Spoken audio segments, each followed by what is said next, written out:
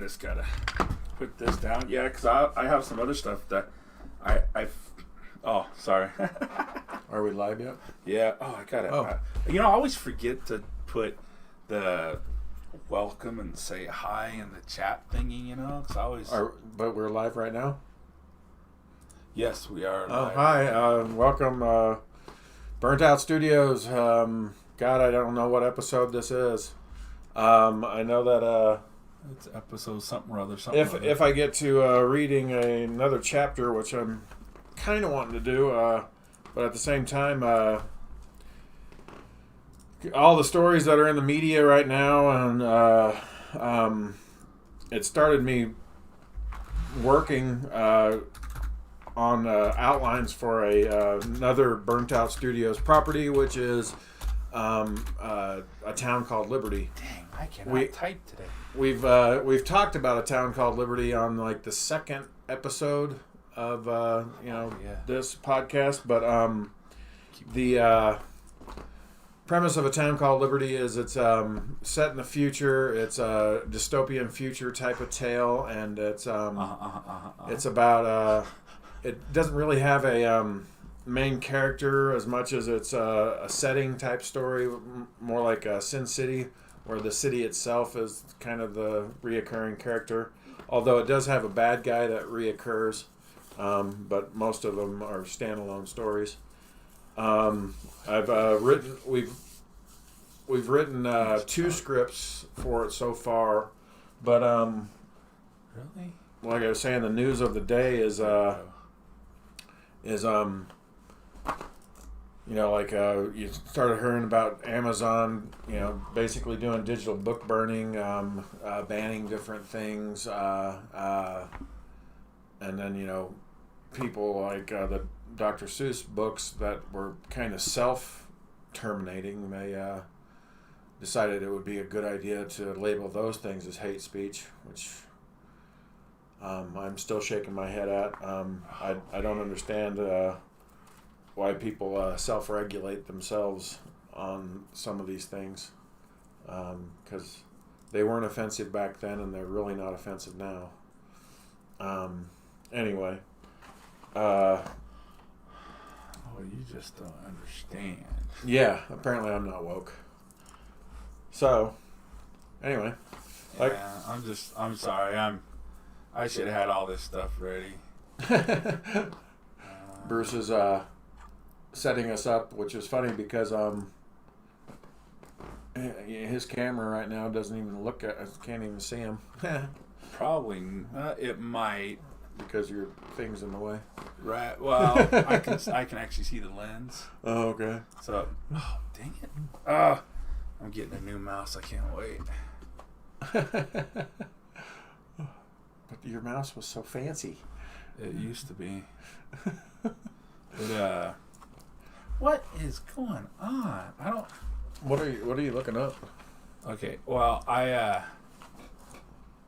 not to change the subject, but I did some writing again. I took some liberties with from the last stuff that we talked about with Len and Lucius and things like that. The first flashbacks. Well, no, we kind of. I don't want to distract from what you're talking about, so I have a couple of things to read to you. Oh, okay. And pass or see what you think. Oh my gosh. There we go. But it's but those outlines, and the reason why I'm trying not to get all worked up today. I watched Tim Pool last night. He had a retired Lieutenant Colonel Alan West on there. Mm-hmm. So if you don't know who he is, he's the head of the Republican National Committee in Texas. Mm-hmm. He's the guy that's tried suing the other states for voter tampering. Right. And voter integrity. He said that their lack of integrity of the constitutional process undermined their election in their state, and it was fascinating to listen to him talk, and it just kind of got me a little off the fence about what we need to talk about going forward. And we're not going to try to get ourselves kicked off or anything and be too radical, but I think we need to speak our minds. Yeah. And we have been. Yeah. But so I'm a big Star Wars fan. I've watched The Mandalorian, and I don't know how many of you. We talked about the Gina Carano thing, you know, with her whole hate speech. And I don't know if you know this in the last week that actress comedian, that Sarah Silverman. Yeah, she decided to speak out. She decided, although it was pretty wishy-washy what she said, but I mean, still, it is kind of nice to. I mean, but most everybody's reaction on the right was, it's like, okay, well, it's nice that you finally got around to saying something, but you've been the biggest thorn in the right. Well, and that's what I was going to say. You know? Her with Bill Maher, these guys, right? They have to come to a conclusion. They have to come to the realization that they are Frankenstein to the monster. They are every bit. Yeah, they created it. They are every bit pieces of Frankenstein that created that monster. And they can't just say, oh, the monster's after me. Oh. No, they need to now start taking an active role and fighting back against the monster. Good luck, because that monster has grown so big now. Well, I know, but it's Frankenstein. The monster chases Frankenstein, and he tries fighting it. He loses at the end, but he at least tries fighting it because he knows that he created the abomination. Right. He tries killing it first, and then when it doesn't succeed, then he comes and gets him, creates the white, blah blah blah, all that stuff. But they can't just now cry, "Oh, why me?" Right. When they created the monster, they unshackled it, they set it loose on people, and now when it turned around and said, "Hey, there's somebody," now they're saying, "Oh, not us." Right. Not us. In fact, that was one of the things on that podcast. It kind of got glossed over with, because I don't think people understood what Tim was saying is most of these people aren't going to do anything until it affects their kids. So all this woke culture, everything's fine, blah, blah, blah. You got to do this, you got to do that, you got to capitulate to this. Wait, my son can't do what? But my daughter can't be what? Right. Well, my daughter plays violin better than that child over there. Why is she third chair and that one's first chair? Right. Wait, no, that's not right. No, it's gonna take until that happens to them, which brings me back to the Bill Burr thing. And I was so fired up, I couldn't sleep last night because I kept on running this whole thing, and Burr's never gonna see this, and Bill, I'm gonna say this to you. Your reaction to what happened to Gina Carano, and that it's about the same as in Germany. You came out on your doorstep, and you looked over, and the Gestapo were pulling some people out next door to their house, and you said, "What did the Kleins do? Right. Where are they going? What did they do?" But that's the same, Bill. You're gonna have to fill me in. I don't know anything about the Bill Burr thing. Well, no, he's on the cast of The Mandalorian. I did not know that. He's on the cast of The Mandalorian. He's been on a few episodes here and there, and he's like a guest star. He basically said nothing. Well, he's tried to dance around, trying to say things without angering Disney. The mighty Disney. Yeah. And pretty much he just let her get dragged off by the Gestapo. Yeah. For doing nothing wrong. Right. For saying. Well, I mean, I felt the same way about. Yes, what Roseanne Barr said.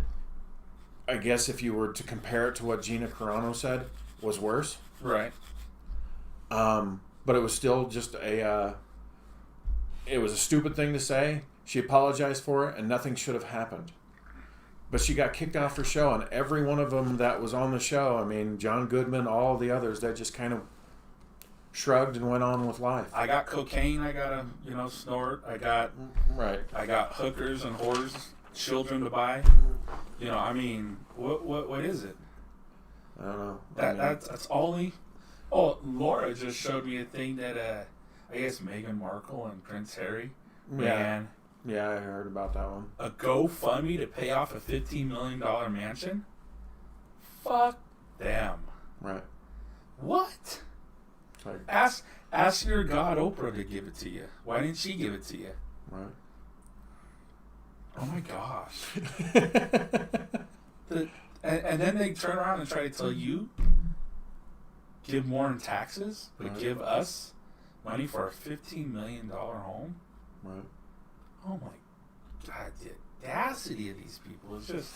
So this is why I can't talk about it. My blood pressure is going to go through the roof. Well, this is it actually fits in great with some of the, because basically last time we spoke, all this stuff was happening in the news, and I just started writing down on my whiteboard at home ideas for a different Town Called Liberty stuff. The first one I wrote down was book burning, because that was on my mind, and I did a quick outline of. Well, there wouldn't be any books left by then, would there? Of what? By a Town Called Liberty went through. The library would already be locked down. There's still books, and anyway, but we'll get to that here. I also wrote down trans rights, language changing or language control. Because one of the things that's happening in Congress is you can't refer to your parents as mother or father. You actually have to use parents. They're trying to, control speech. Him or her. I think that's going to bleed over into the all of society eventually. And then the cancel culture stuff. I wrote all those ideas down, and I was trying to do outlines for all of them. Like for the book burning one, I was thinking of using a main character who writes children's books. That's a good one. So so the main character writes a book called Little Sammy and the Bully. So he wants to do a book about how to stand up for yourself, et cetera, et cetera. And in the book, I wrote a quick outline. Sammy, like all children, went to school, and Sammy is when he's at school, he's gender labeled by a bully at school. And so he tells the teacher the bully is punished and counseled, but and then they become friends, and that's the end of the book. But people in society, when the book comes out, they reject it, and they call it a hate speech, because the bully in the book needs to be white. And the bully it was based on a true story that happened to him as a child.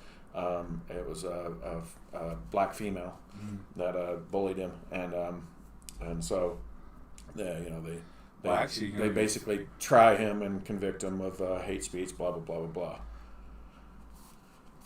Well, what would be interesting is to actually make them the blues and the purples and the greens, but then have to say no, it needs to be white, Right. Because then, that would just be like really taking it to the next level, right? Right. You already Well, because if critical race theory keeps going the way it's going, nobody will be considered a bully if they're a color other than white. Right, and the worst part only is, white people can be bullies. The worst part is what Tim talks about is the in betweens are right, and also now Asian people are considered super white. Right, and so what happens when you're half Asian, half white? Then you're really super white. Tim Pool, he is the whitest of the whitest whites. Right now. I know. I Sorry, Tim. Well, but they're going to create communities where You know what it really reminds me is I keep saying this, and I don't want to get in trouble. Well, when I get into the ideas that I have for the trans rights things, we're going to get into some really deep shit for this. I really I don't know how to do this right. You know, Tim talked with on Joe Rogan's show with Jack Dorsey and his lawyer, Indian lady. You know, and for a country to come over and to try to tell us how bad we are and how horrible we are, they still have a thing called untouchables there. They have a whole cast of human beings that you can't even touch. Right. And that's what they're creating here. Again, they're creating caste systems. Yes. And so, absolutely true. I don't know. I'm starting to agree with Mr. West that maybe that S word is the only thing that's viable soon. Succession. Oh. Yeah. I don't know how it would get cut. No. You know, it's fascinating. I was thinking about this on LDS, you know, and in the end times, the church isn't supposed to be here anymore. It'll be in Missouri, where it was started. Most people don't understand that the first temple was built in Missouri, and then they ran out of Missouri by Governor Boggs, who signed an Extinction Act. Right. It was perfectly legal to shoot a Mormon. Yep. If you're a Mormon, you could be shot on the street. No. And people don't understand I want people to really, really let that sink in.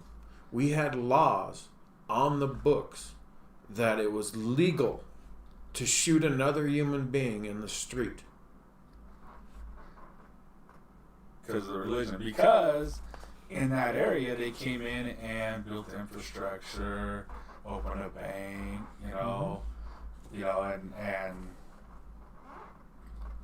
so people say that will never happen. It'll never happen. Yeah. It'll never happen. It happened once. And, yeah. Back before there was all this type of hate. God, what? I mean, how many years ago was that? That was less than 100 years ago, right? Yeah, 1840 something, 1850, I think. Anyway, yeah. And then, but they talk about it going back to Missouri. And then eventually, I have a feeling that it's going to go all the way to Jerusalem. Because they talk about the two Jerusalems, but the way the Bible talks about all the world gathered against the house of Israel, this is a really side kind of tangent, but it kind of isn't. Is the idea that in the Book of Mormon they had all these different peoples, and at the end they just lumped all these different peoples together. So they had maybe it was like Californians, Texans, blah blah blah blah blah blah. But it is bam all in the one thing called Nephites, or the believers, and the Lamanites, unbelievers of Christ. And so I kind of feel like that's almost the way it's going to end. Is that people are going to keep getting pushed and pushed and pushed almost all the way to Jerusalem, to where it's just going to be a few Judeo-Christian people living there when all the world's going to come against them. And so, and I never thought of the United States as getting compartmentalized, but I could see it starting to happen now. It's almost like we got the South carved up into the Midwest and down. I don't know if Utah will make it. You know what I mean? I could see the southern part maybe, but I don't know about the northern part. The thing I know is that if somebody puts it forth that they're seceding or whatever, there's going to be a fight about it. I mean, a physical war about it. Well, the only physical war will happen over resource. Right. So where's the resource? The only resource that I would see that would come out of the South is the oil in Texas. Right. And that'd be about it. Well, there's some mining here, Mm-hmm. you know, Copper. but even that's not as. But you know, I mean, you would definitely fight if you were in California. You know, all that agriculture Mm-hmm. there, but I would imagine that would go.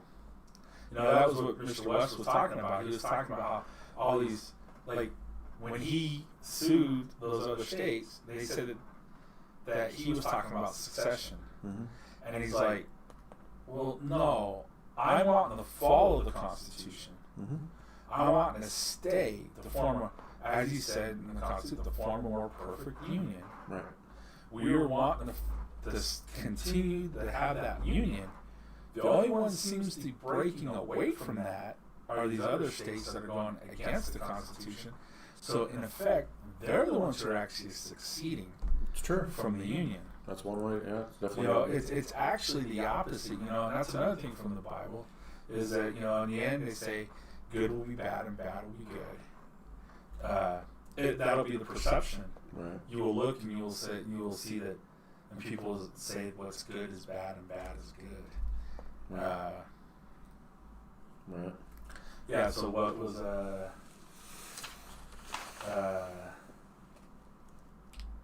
I can't remember the example they were using. What was so horrible that they did about relationships, and then Cardi B did that thing on the Grammys. It was like, that's okay, Right. but showing, you know, husband and wife kiss on a TV show. It was like the one show I watched, and it was like the husband and wife never kissed, and that was the thing that I loved about the Cosby Show back in the day. Anytime Claire and Huxtable could get time together, Right. they were together, And they were affectionate. Yeah. and they were affectionate, you know, and And that's why I actually, you know, even though that they didn't do it as much as the Cosby Show did, Roseanne tried to make sure that they showed that there was a strong marriage relationship. You know? she did. But we watched that whole thing over again, and gosh, she you know, she's just as bad. I watched that. I watched, you know, people try to say that Tim Allen's a conservative. He's not. People try to say, you know, you go back and you watch some of these shows, and the things that we're complaining about now, they started then. Yeah. The men are always stupid. The men are, you know, Roseanne, boy, she beat the shit out of Dan verbally. Yeah. She called him every which way of stupid and mean, and Yeah. he really took a lot from her. Yeah. Yeah, I don't know. I mean, I mean, go back and watch it with the filter, and it's like, wow. That's like watching Home Improvement with a filter, and you realize, wow, Jill, whew, and Mr. Wilson in the backyard, her feminist college Neighbor. professor. Right. Oh my gosh. Anytime Tim tried to do something, he was cut down, chastised for being overly manly, overly masculine. It's fascinating. And you look at how those boys started out, and by the time they're done, the one boy stayed the same because he was too old. Right. The middle boy turned into a communist. And the last one turned into, you know, the goth kid. Right. You know, Metrosexual. right. Because his mom had the head work him every chance she got. It was fascinating. It was, and then you see some of the stuff that they're doing now on Last Man Standing, and it's like, oh gosh, I haven't it's seen good. any of it. It's a good. You would think it was great because he always throws out these anti-Obama jokes when Obama was in, and anti this stuff, but the underlining messages sometimes is what you really got to pay attention to, I think, and we see how big the LGBT community is now. If you go back to any show in the 2000s, every girl on a show had to have a gay experimental, a lesbian experimental college experience. You know what I mean? Mm-hmm. It was like, why? You know, it was like, I don't know. Not everybody had to have an experimental college Right. event, you know, but it seemed like everybody did. I know they tried. Everybody was stealing from each other, writing stuff, but Yeah. it just seems like you made it so normal now that whatever. And now things are so pushed off that we get our education director, who, holy crap. Well, yeah, but I mean, you have to ask, is this art imitating life or life imitating art? Because I think a lot of these things are included because there was a mass amount of people out there, you know. It's like, you know, there was one, it was Joe Rogan had a guest on, and they were talking about how, you know, back in the 60s, 70s, and even 80s, the amount of trans people was less than 0.1% or something like that. And it grew, you know, in this gigantic amount, especially it was prevalent in preteen girls Right. to transition to men. Yeah, it exploded, and now it's for the United States, I believe it's 3 to 5%, something like that. Well, And they try to say that's 5. That's a gigantic. Well, they say 5, but I was on Tim's show. One of the guests, he actually said that's an inflated number. It's actually Maybe. still under 1. I don't. That's know. what he said. Because I know way too many of them, More people, and that's here in Utah. Yeah, well, that's because the LDS Church has problems. You know, a lot of their problems stem because of rigid Christianity. You know, everybody tried fighting it in the 80s and 90s, and that's what they created with the monster, to fight it, and they created a puritanical religion to fight the religion that they were trying to fight against. Right. And now it's rearing its ugly head back on them because they set the rules, and now the rules are gobbling everybody up. Well, here's the problem that I have is, do I think everybody has a right to do whatever the hell they want once they've reached the age of 18? Yes. You know, I'm a libertarian, and I will tell you, do whatever drugs you want and whatever, you know, experiment. It's your life. But then this is where Joe Rogan is getting in trouble, and where a lot of people are getting in trouble is, I am of the belief that a child, 13, 14 years old, should not be allowed to take puberty blockers if they decide that they are the other gender. Right. Well, there's just Because not there's enough- two. There's just not enough. Too many people that have. Well, there's enough studies that say that it wears off the gender euphoria. Well, yeah. You know, and you're not helping things by the TV shows they're watching. You know, the cartoons now are all gender neutral characters. You know, you can't tell if it's a boy, you can't tell if it's a girl. Like that She-Ra cartoon was really bad. I know. The Thundercats cartoon, oh my gosh, that was just, you know, you look at Thundercats. You mean they remade it to where the Well, no, what they did, they drew it so cartoony. Chitara was a female. Was a female, the same way that Tira was, Lion-O. and Ashira and Tila and the sorceress. Oh my goodness, I looked forward every time the sorceress came on when I was watching He-Man. They really drew them amazing back then.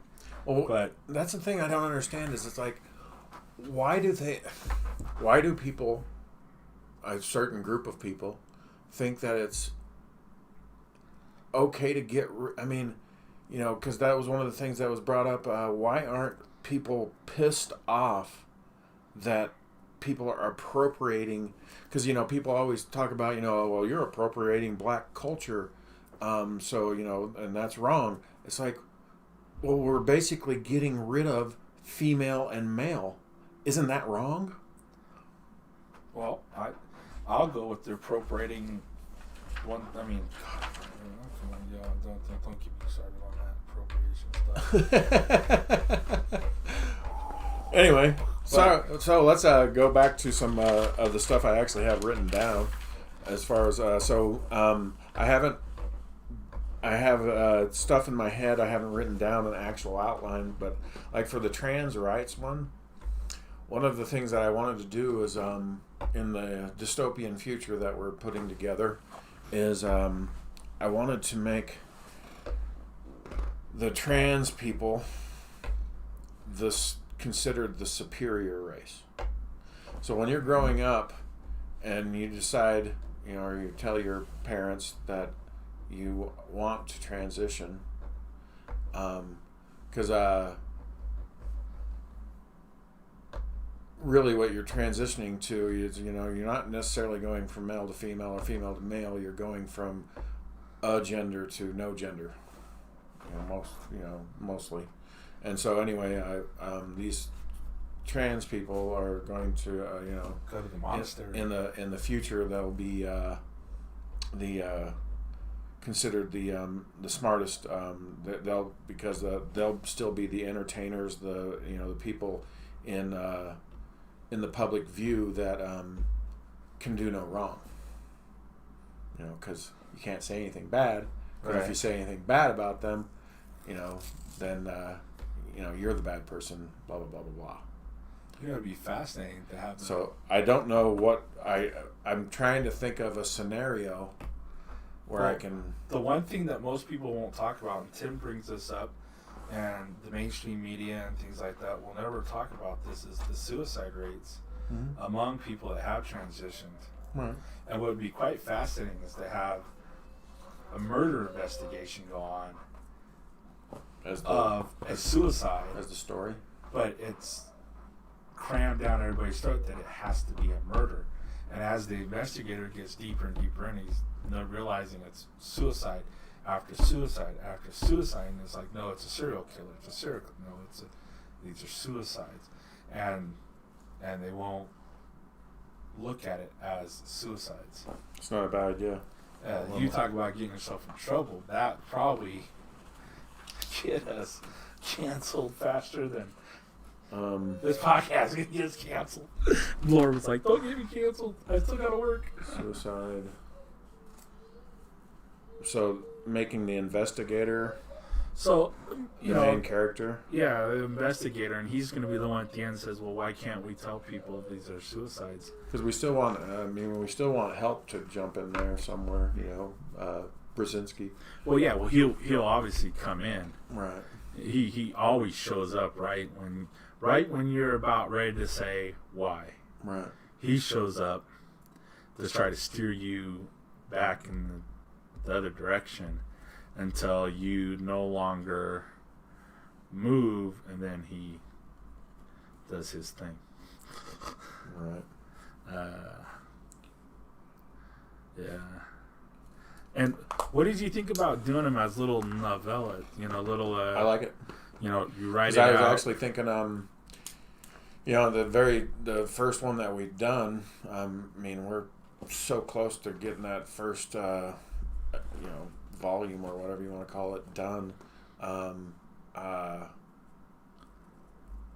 Because one of the things is I think these are easier to crank out than the Shattered Times. Well, they could be, especially if we took a fifth of the pages out. Right. Well, but anyway, going back to what I was going to say is, that first speech, that could be written. Yeah. Right. And then have the picture of the girl in the train. Yeah. Start one top of the page down to the bottom of the page, and then It in would look between all really that. cool. Oh, so It would look fantastic. Where's my? I know it's up there. What are you looking for? That one that you showed me, the Above the ridge line? Have I showed you that one? Above the timber line. Except there would be more writing than this. This is a great book done by artist writer Gregory Manchez. But check out this. This is what I'm talking about. But it would be so much more writing than that per illustration. Because it's not sequential. And then I could do the drawings and the coloring, the full illustration.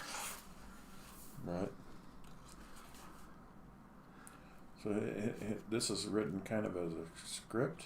Yeah, it's story. It's you know, it's Because it goes crewman, blah, blah, blah, blah, blah, Singleton, Right. blah, blah, blah, blah. it's his writing style, but if you I don't like it. I don't like that style, but that's cool.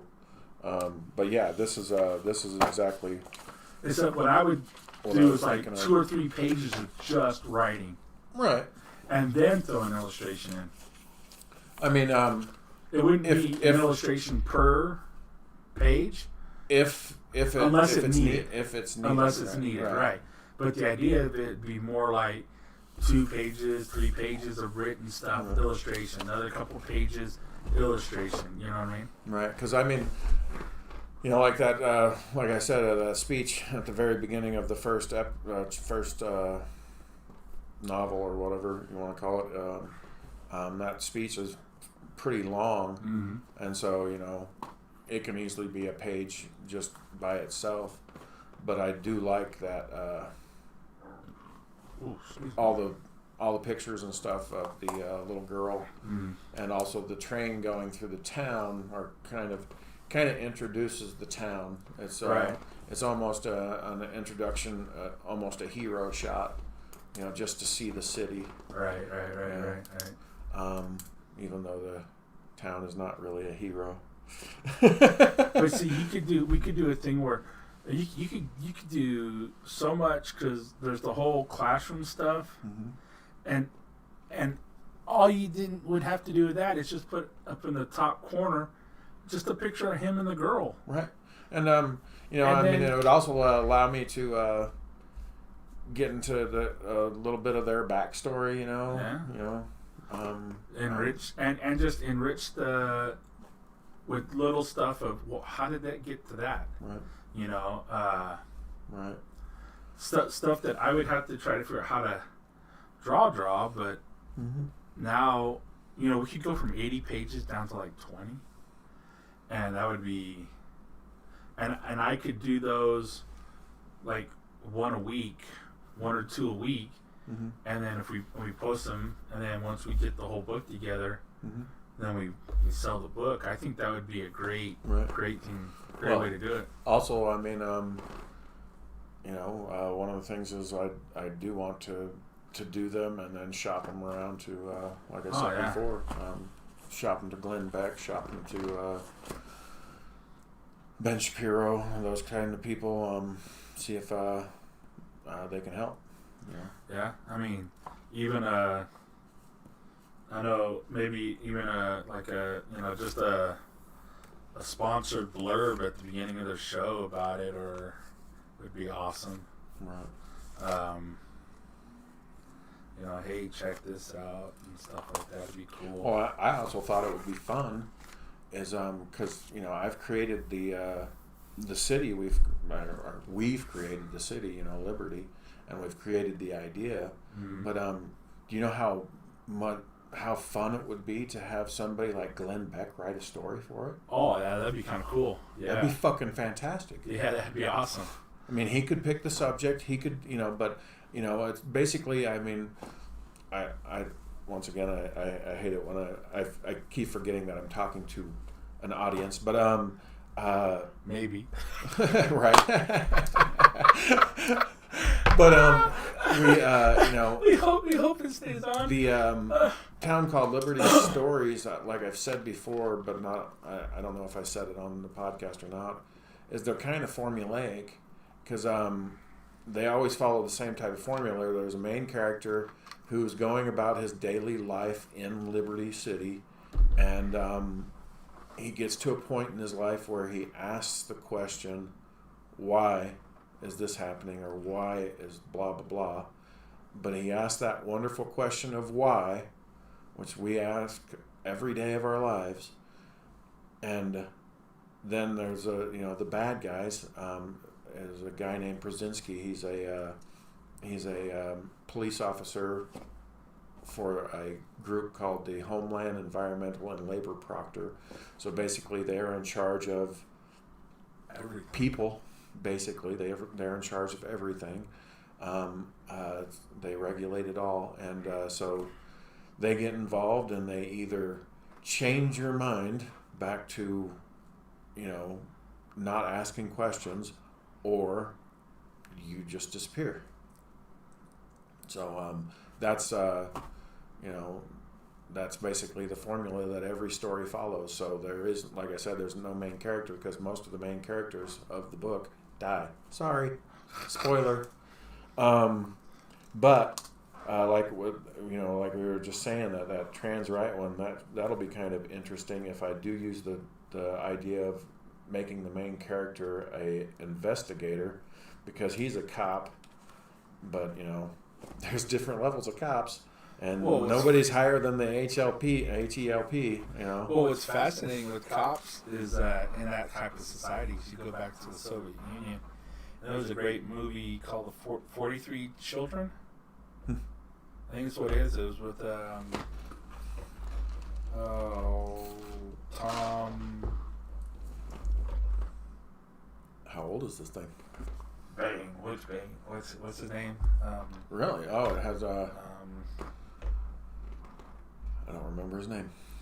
I can just think of Bronson. Right, or all I can say is Tom Holland, but it's not Tom Holland. Anyway, but yeah, Venom. But what the premise is there's a serial killer in the Soviet Union, and during the this is the one where he's 60s. He's an investigator, and nobody's willing to let out that there's actually a killer because that would prove that their society is not perfect. It's dystopian. It's not utopian. Yes. Right. In fact, there is no crime. Right. And yet they have fully staffed police departments. Yes. But there's no crime. Right. It's a fascinating thing, It's like, well, why? No. And the worst part is it's so bleak. I mean, everything is gray, brown. Yeah. A dingy. I haven't seen color. the movie, but I know of the story that. Yeah. It's a great movie. Go watch it. But yeah, it's like that same thing. So he's gonna be there, going through the motions because. There is no crime, but then all of a sudden these things are going to start. But yet crime has happened, but it's not happened, but yet it has to have happened. So how is he going to explain that it was a crime but not a crime, but suicide but not a suicide? He's going to have to ask, why can't it be one? It can't be this. Why can't it be that? Why can't it be this? Why can't he can't be either? Mm-hmm. And that they're just gonna have to, well, it is what it is. Well, no, it has to be something, right. And he's gonna have to come down to his why question. There's another thing that I was thinking that would be kind of cool on this transition one. You're right. I mean, all of this is going to be very controversial. But one of the things that I'm thinking is that in the future, they're not necessarily transitioning from one sex to another, because let's face it, even if the technology has improved, it still is damn near impossible. I mean, they haven't figured out how to do the female to male stuff as much as they have the male to female. But anyway, all that aside, I was thinking that that as time goes on, people aren't going to be transitioning to what you would call a different sex. They're actually transitioning to what I'm going to write in the book as angelic. Mm. They're actually transitioning up to a superior being. That's probably about right. And so they're That just basically got me in trouble. transitioning into superior beings that are considered angels on Earth. Right. So, yeah, that's going to get us in so much fucking trouble. But I mean, I can already see it happening. I mean,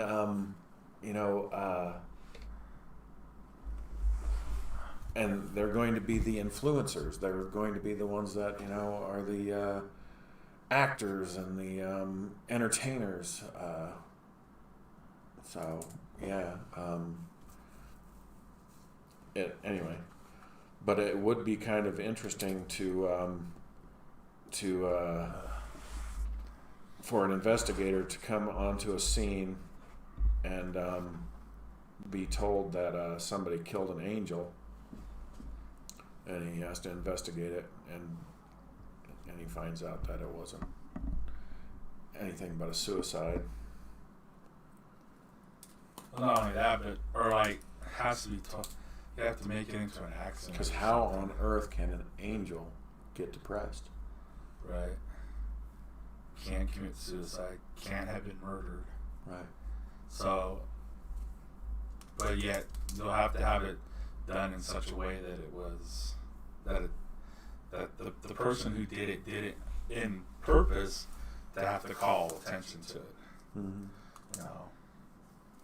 So that would have to be done. So yeah, that's an outline that I can put together pretty quick. That would be great, actually. That one might hold off with for a while. we might do a couple other books first. Then do Well, I that mean, one. because we already got the Green Energy one, which is the first book. We got love the animal rights one. It's already outlined, and then that book burning one wouldn't be that You hard. also have the Wouldn't be that hard. to put one together. where a guy fixes things. That one is going to be kind of fun. Yeah, there was a.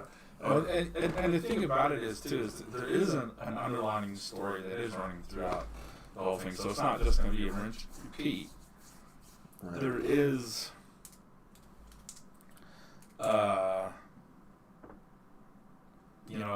an underlining thing of how to fix or how to get back. Mhm. So there is so it's not just going to be exactly the same thing every time. Right. But oh man, we were playing out in sawdust. My sun threw it at me, and I think it's all down my shirt. I got little slivers in me, and itching. The one that I'm having trouble on figuring out what to do with is on the language changing thing. I don't know what to choose as a main character. Because that it would actually affect the fact. well, I mean, yeah, because will it be so pervasive at that point in time to where language, including on the street, has changed? Or is it just television, Well, yeah, politics? the whole idea of Liberty City, though, is that it's going to be all the people that kind of bought into the system, right? So I mean, they would be the forefront of all this. So the verbiage will have changed there for the most part. It Right. would have to go. I don't know how to do that one. That one's going to be tough. Right. I don't know who to choose as a main character. Because That would be a great way to introduce maybe your prison guy, who tries to appeal in court, but can now not use the words that got him convicted to appeal his conviction. Right. He was convicted of X, Y, and Z, Right. Well, but those X, Y, and Z words are now banned. right. And the substitutes are not suitable to describe what happened, and so he can't effectively argue his appeal. Yeah. That would be fascinating. And so he has to sue the state to use those terms in his trial. And maybe that's what the thing is about, is the trial of how those words are not usable. We're going to have to roll this one around for a while. That's a tough one, right? Right. But that... Because what he was referring to is in the second book, the one on animal rights, there's a person that actually goes to prison because I want to do a story on, prison reform also. But he goes to prison and for killing a raccoon. Well, the idea is... Because in the future, the animals have more rights than people.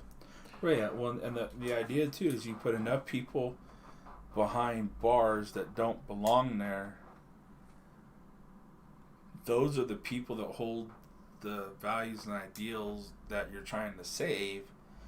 That's where humanity's saviors are going to be, is right, in the prison system. Right. So that's one of the reasons, yeah. So that would be the reason. What he says is absolutely 100% correct. So that would be the reason to... That's the underlining story I was trying not to say earlier, but... Right. But, so that's a way to introduce that story or kind of keep tying in. Right. That, you do that somewhere around book 5, book 6, right. Something like that. But, right. No, that's actually interesting. That would take some linguistic gymnastics to write that story, because. But this last one that I have written down here is this one. He's trying to get the law books, and he can't get them because the words he has to use to describe that specific book. That's he can't exactly use. how law is. That'd be fascinating. Law and language changes so rapidly that people try to use language, older language, and rewrite it to make it. For instance, here's one that everybody argues about. Our beautiful Constitution. I'm 100% constitutionalist. In the Second Amendment, the one that everybody seems to have the most trouble with is, it says... Bear arms should not be right. Well, the militia... I wish I had the well-regulated militia, necessary for the security of a free state. The right of the people to keep and bear arms shall not be infringed. Right. I think I got that right. I don't know. But anyway, everybody argues over the language in that because, once again, they're trying to change the language to suit what they want, which is they're saying that only a well-regulated militia can own firearms, which is not what it says. It says the right of the people, us being the people, to keep and bear arms. But that's one of the things is I think as we progress further into the future, they're going to change language enough to where it suits their purpose. Not well, they already are. Yeah. I mean, you see that every day with science. Right. They change literature. Shoot, just look at what they've done to the Bible with the new world translations of those things. Mm-hmm. Old English is hard to read, and I understand, but it's written that way for a reason. It might not be how the original was written, but Hebrew is a hard language, you know, and then even within that, you have to go back to when it was written to understand the vernacular of the day. Right. And if you don't even know what the colloquialisms were back then, even now when you try to go back and try to read, you're still going to get some stuff wrong. You know, I mean, it just is. You can approximate it. So reading it as far back as you can is at least going to give you the closest thing as what it's going to say properly. But these new world translations where they just put it in everyday speak, it just waters it down so drastic. So like that, the language changing one, I think you're right that the setting needs to be a courtroom type setting, because I mean, it's just because who else would need verbiage? It might be that I need to use a lawyer as the main character. You know, somebody who has to read all these books. A court appointed. Ooh, that would be fascinating. I guess a lawyer basically in that time period, you know, in the future, their job is to translate old law books and take out all the what would be considered hate speech verbiage, and try to present a case using the words they're allowed to use. Mm-hmm. Well, I've talked about the idea that you start down the slippery slope, and all somebody has to do is put forth the case that they have been damaged by a word, and you start looking at how many words juxtapose you versus somebody else. Mm-hmm. And you don't think, it's easy ones like rich, that's gone, tall, small, heavy, and like light. Like one of the Unilever on their shampoo bottles have removed the word normal. I can't believe that. Really? Yes, you can't have normal to dry hair. Wow. You only have dry hair. So, and it's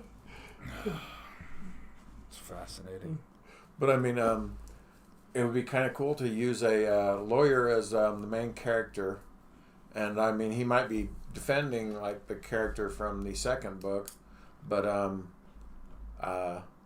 there needs to be some conversation in there between those two characters, talking about how language has changed so much that it is impossible to mount a defense. But also, because that's one of the things that's fascinating about the Town Called Liberty stories. A lot of them, I choose a subject, but there's so many other subjects that kind of jump in there, because one of the things that I also want to do is show that in the future, courts aren't the same as they are now. It's almost, because all of it's broadcast, because there's no more private court things. It's court of public opinion matters. Right. So, it should be interesting. Nobody has these, just the judge is in charge of judging. It's voted on type of thing. Yeah, that's interesting. That's another thing is the last one I have is about cancel culture. You get jury duty on your phone. You watch the trial on YouTube, and then you vote at the end from an app. Pretty much. Yeah. Guilty. Not guilty. Right. It's always guilty. It's pretty much. Yeah.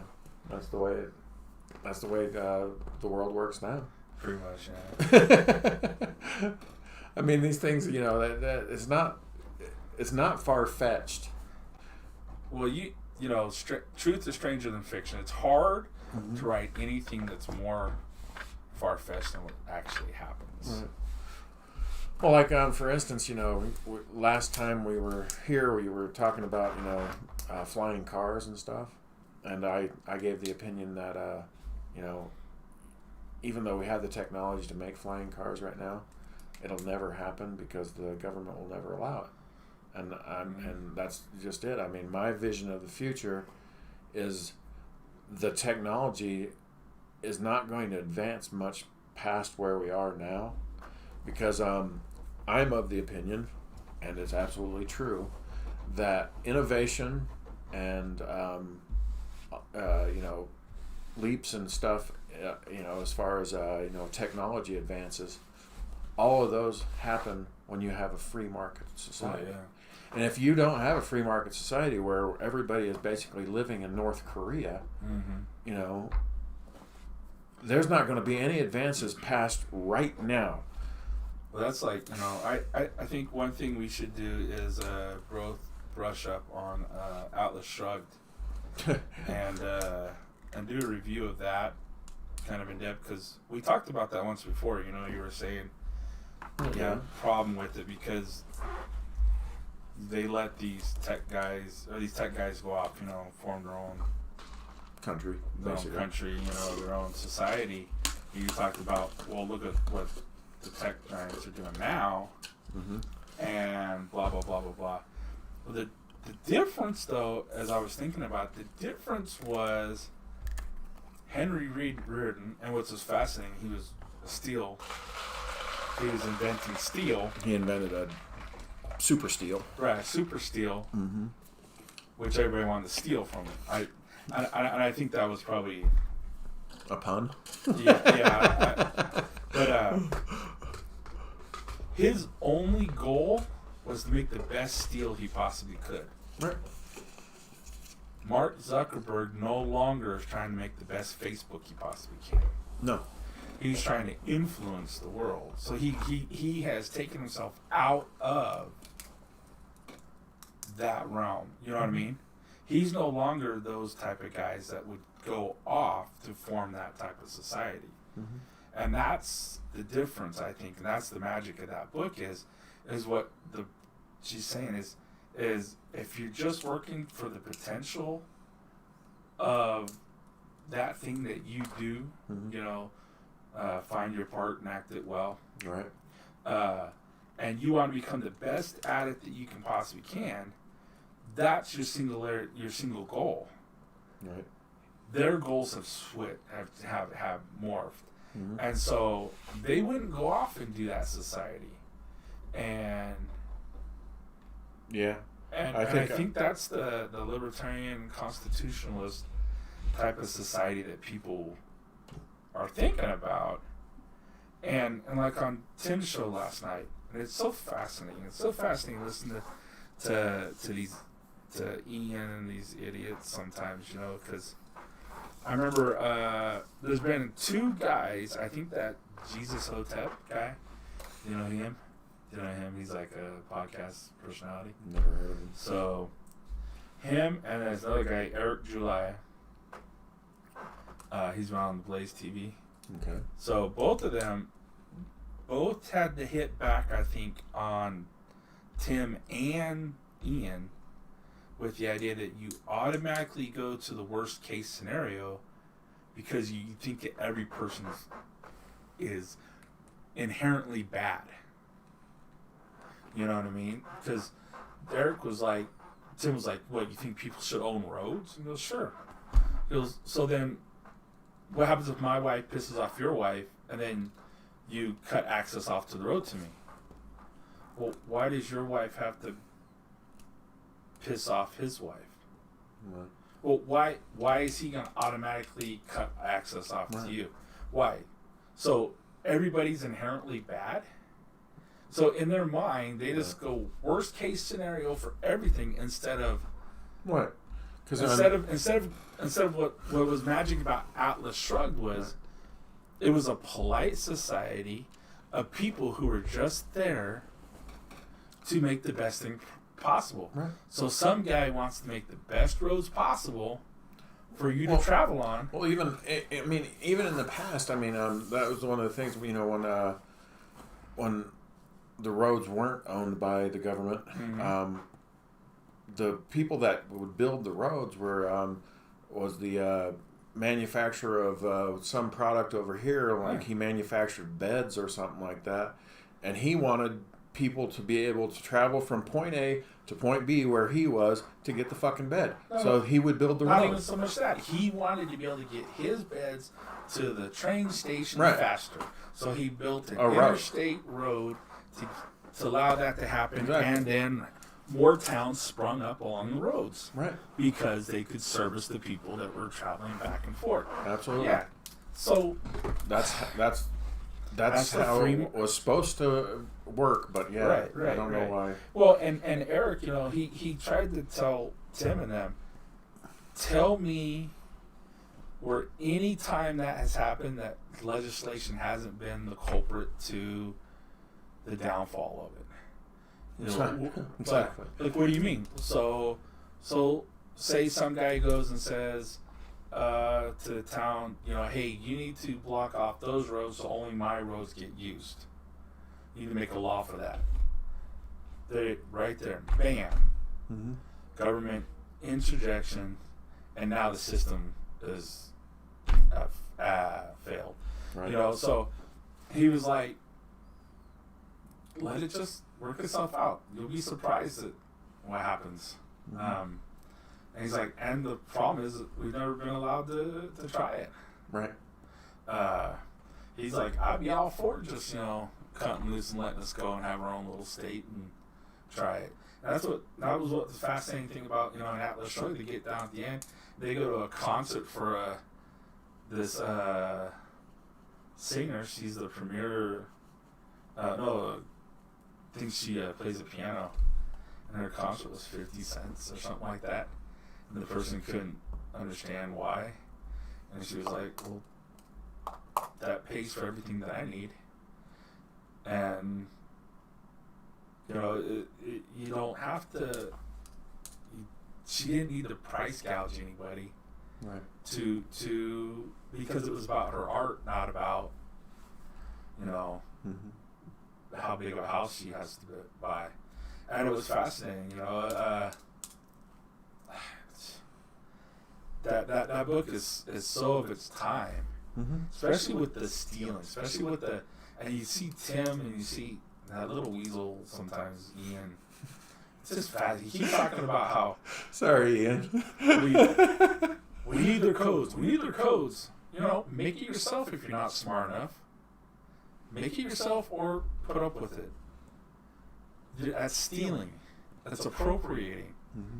That's the means of production given to the people. That's stealing. That's what they did to Henry. That's what they do to these companies in Atlas Shrugged. They go in and say, hey, it's not fair that their company's doing better because they have a better product. We have to have access to their recipes. Right. That's what they did with Reardon Steel.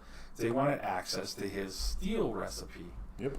And still cut corners so they can make more money. Mm-hmm. And then they passed legislation that forced him to give it to them. It's so infuriating that, but they're young, they're starting to learn. What they think is woke is still eyes wide shut, you know what I mean? Mm-hmm. They're coming around. I think they're getting to the point, I think, where they're going to have to just they can't. The thing keep their is heads in the grass much longer. And this was on Tim. I don't remember which episode or whatever, but when you think about it, because he says when you break it all down to what the difference between the woke person is on the left and the conservative on the right is it's really individual rights versus group rights. Right. Because the conservatives are interested in an individual's rights to freedom, blah, blah, blah, blah, blah. The woke left, everything's about the group. Right. You know, what's best for society? And it's best for society that you take your recipe that you made for this Reardon steel and give it to everyone because that's best. Right. So yeah. I mean, and the fascinating thing to me is how this shit has repeated over and over and over and over and over and over and over in history. Oh yeah, and that's why you have to guard against it. And the fact that, you know, that wonderful saying of he who does not study history is doomed to repeat it. Mm-hmm. Bullshit. I'm of the opinion, and this is going to be sound controversial. Even to me, it's controversial because you know, this is one of those cognitive dissonant things that I argue with myself all the time. I'm of the opinion that history repeats itself, whether we learn about it or not. I mean, I guess if the entire society learned from the mistakes of history, that's the difference. I think because one person learning the mistakes of if you don't study history and learn from it, right, you're doomed to repeat it. Right. You have to learn from it. Now, an entire society is not going to be able to learn from history, so they're not doomed to repeat it. Because, that's one of my favorite lines in a movie was from Men in Black, when he goes, well, why don't you just tell the people the truth, because they can handle it. People are smart, and he's like, no, a person is smart. People are dumb, judgmental, angry. They're the worst. Yeah. People as a group. So people as a group, I don't believe that people as a group are going to ever learn from history. Sorry.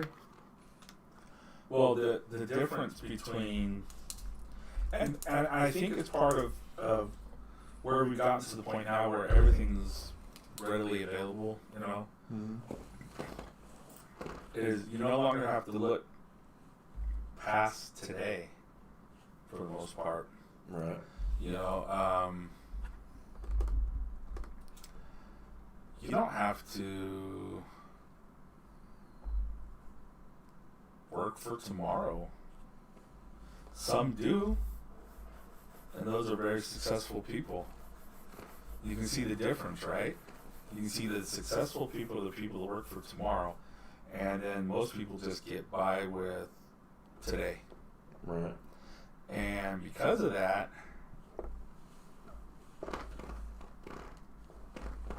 you don't have to learn about history. You don't have to study it because and because of that, all you're going to do is fix what's wrong right now, and not what the complications of that or the of those actions will be down the road. Yeah, but that is immediately why we are doomed to repeat. Right. Yeah. Well, and so many people are, they're burning bridges. Mm-hmm. They don't realize they're burning them down the road. Because one of the things that's absolutely, just so fascinating for me is, when I was in high school, I actually went to high school, I guess you could say in a minority part of town, and the history that I studied was Black history, believe it or not, and I got to learn all about my hero. I think Martin Luther King Jr. was amazing, great thinker. Malcolm X, I got to learn about him. Not that great of a thinker, but I think Malcolm would have been a fascinating figure. But if he had lived. But what's funny to me is we went through this whole civil rights movement, and fought segregation, and now we're trying to resegregate. Uh-huh. I mean, if you would have, And once again, any of this stuff, if you would have told me in high school that we were going to resegregate, I would have told you you are a fucking moron. And I would have meant it. But now, I'm like, yeah, I can see it happening. I don't understand how we do it now because of like what you talked about. You know, you think that everybody should just screw around with everybody until it's just one homogenized race. Right. I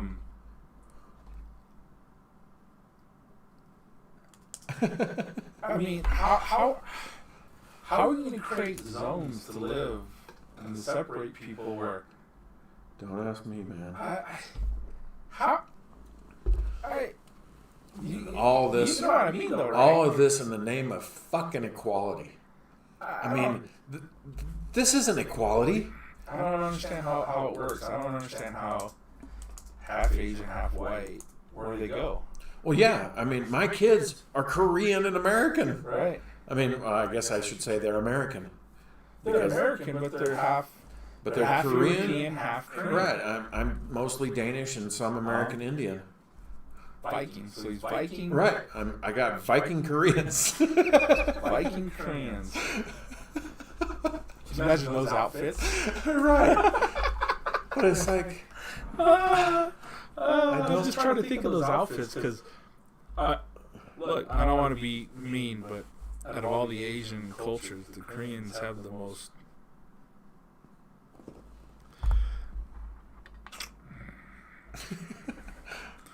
Boring outfits? no, I disagree. Have you seen some of those old Korean soap operas that are set back? Yeah, I mean, those hats are funny as hell. That's what I'm talking about, right? And you try to mix that with if you look at Viking. if you look at their weapons though, because their weapons was this perfect blend of both Japanese, right in between. Right, and so they have some of the coolest weapons, my opinion. Anyway. Yeah. But yeah, I mean, anyway. There was always something missing to me when I watched Korean shows. Mm-hmm. They don't have like the rich samurai history or the rich or the kung fu ancient history. Right. I mean, just an ancient history to 4000 BC. I mean, you're talking about Right. old culture. It's because they were occupied most of the time. But I know Korea has the same ancient stuff. It's just they're and they've made some great shows. I'm just saying there's something just missing. You know what I mean? Well, yeah, I guess. I don't know. I don't know. Even like gangster shows, the Chinese gangster, the Japanese gangster, and then a Korean gangster just doesn't have. Well, you've seen Lucy, right? Yeah. Because all those people that she fights against in there, they're Korean gangsters. Yeah. I thought Lucy was a better interpretation of Ghost in the Shell than the Ghost in the Shell movie was. I'll agree with that. And then about the best Korean movie that I've seen is probably gonna be Mother. Old Boy. Old boy, yeah. That's fantastic. That's one of those ones you can only watch once because you just kind of get creeped out. But the thing is, did you see the original or did you see the remake? I watched the original. I never saw the so remake. much better. I never saw the remake. I didn't see the remake. The original is so much better, and because first of all, the actor the main character in that, he's amazing. Yeah. I mean, he's one of the best actors on the planet. Yeah. I mean, anyway. The original is amazing, and if you love Daredevil and that fight scene in episode 2 in the hallway and everything, that's a straight rip off from Old Boy. Old Boy, and Old Boy is 10 times better of a fight scene. But that Daredevil, I have to give them props for that. That was pretty good. That was a pretty good. It was close. It was fantastic. Close, but that one from oh my gosh, it was just. I just love it when directors and actors and story writers actually take the chance and do those things. And, yeah, I mean, because it always pays off. Yeah, you have to sell it, right? I mean, because, I wish I could have been there when the whole drama of Tombstone was going on. Because it was basically Kurt Russell that really got that whole thing finished. Because all the writers and directors and everybody just gave up. Just gave it. How did he just give? That was one of the best movies ever made. And it's because there was people like Kurt Russell and Val Kilmer behind the idea, what's his name? Sam Elliott. Well, not just Sam Elliott. I'm talking about the Curly Bill. Curly Bill. Who was that? That guy is a great actor. I can't remember his name. Anyway, he was in the original. God, what was that show called? The Wolverines.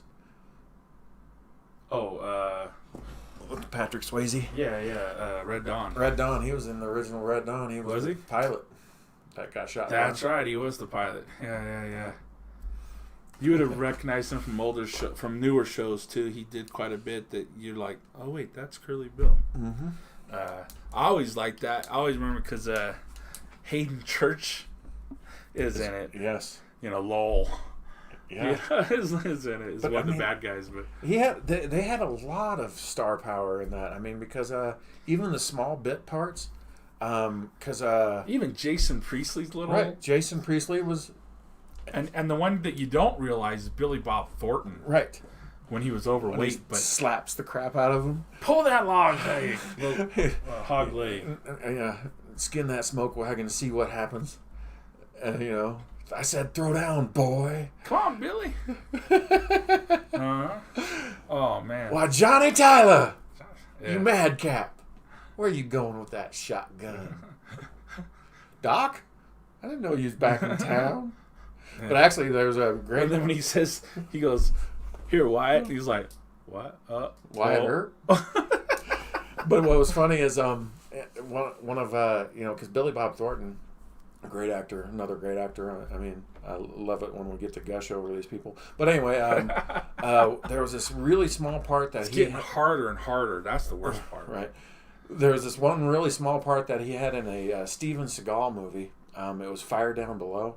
And he played this small part of a hitman guy. And and he's the one that actually gets some lines versus all these other bad guys that are just there to die. But there's this one scene where they're waiting for this elevator to come up, and they're going to shoot him when he comes off of the elevator. So they're sitting there waiting, and he's talking to one of the other bad guys, and he's like, "So what do you think? Stock in or out?" And the guy's like, "I don't think it's going to matter." And he's like, "Well, I do, because when it's out, I kind of feel like a pussy." But when it's in, I don't know, it feels meaner or something. And I kind of like that. I'm like, that was the best line in the entire movie. It has nothing to do with anything, but it's because it was Billy Bob Thornton delivering that stupid-ass accent that he does so well. I can see Bad Santa doing that. Yes. Saying that type of stuff. It feels meaner, He's so nonchalant about things, Right. God. Anyway, love you, Billy, because you're one of the best writers. I mean, the whole Sling Blade movie. Sling Blade's fantastic. Great. If you haven't watched Goliath on Amazon Prime, go watch it. It's very good. The first 2 seasons are amazing. The third one I didn't finish. I don't know. I just couldn't finish the third one. The first one is actually very, very good. It's slow moving. It's dialogue, but it's very, very, very good. If you haven't watched that, go watch it. And if you haven't watched Bosch, go watch Bosch. That, oh gosh, I've watched, I think, Bosch twice through. I really like that show. That's a great one. But I mean, to me, most of my heroes are either entrepreneurs, but a lot of my heroes are writers, and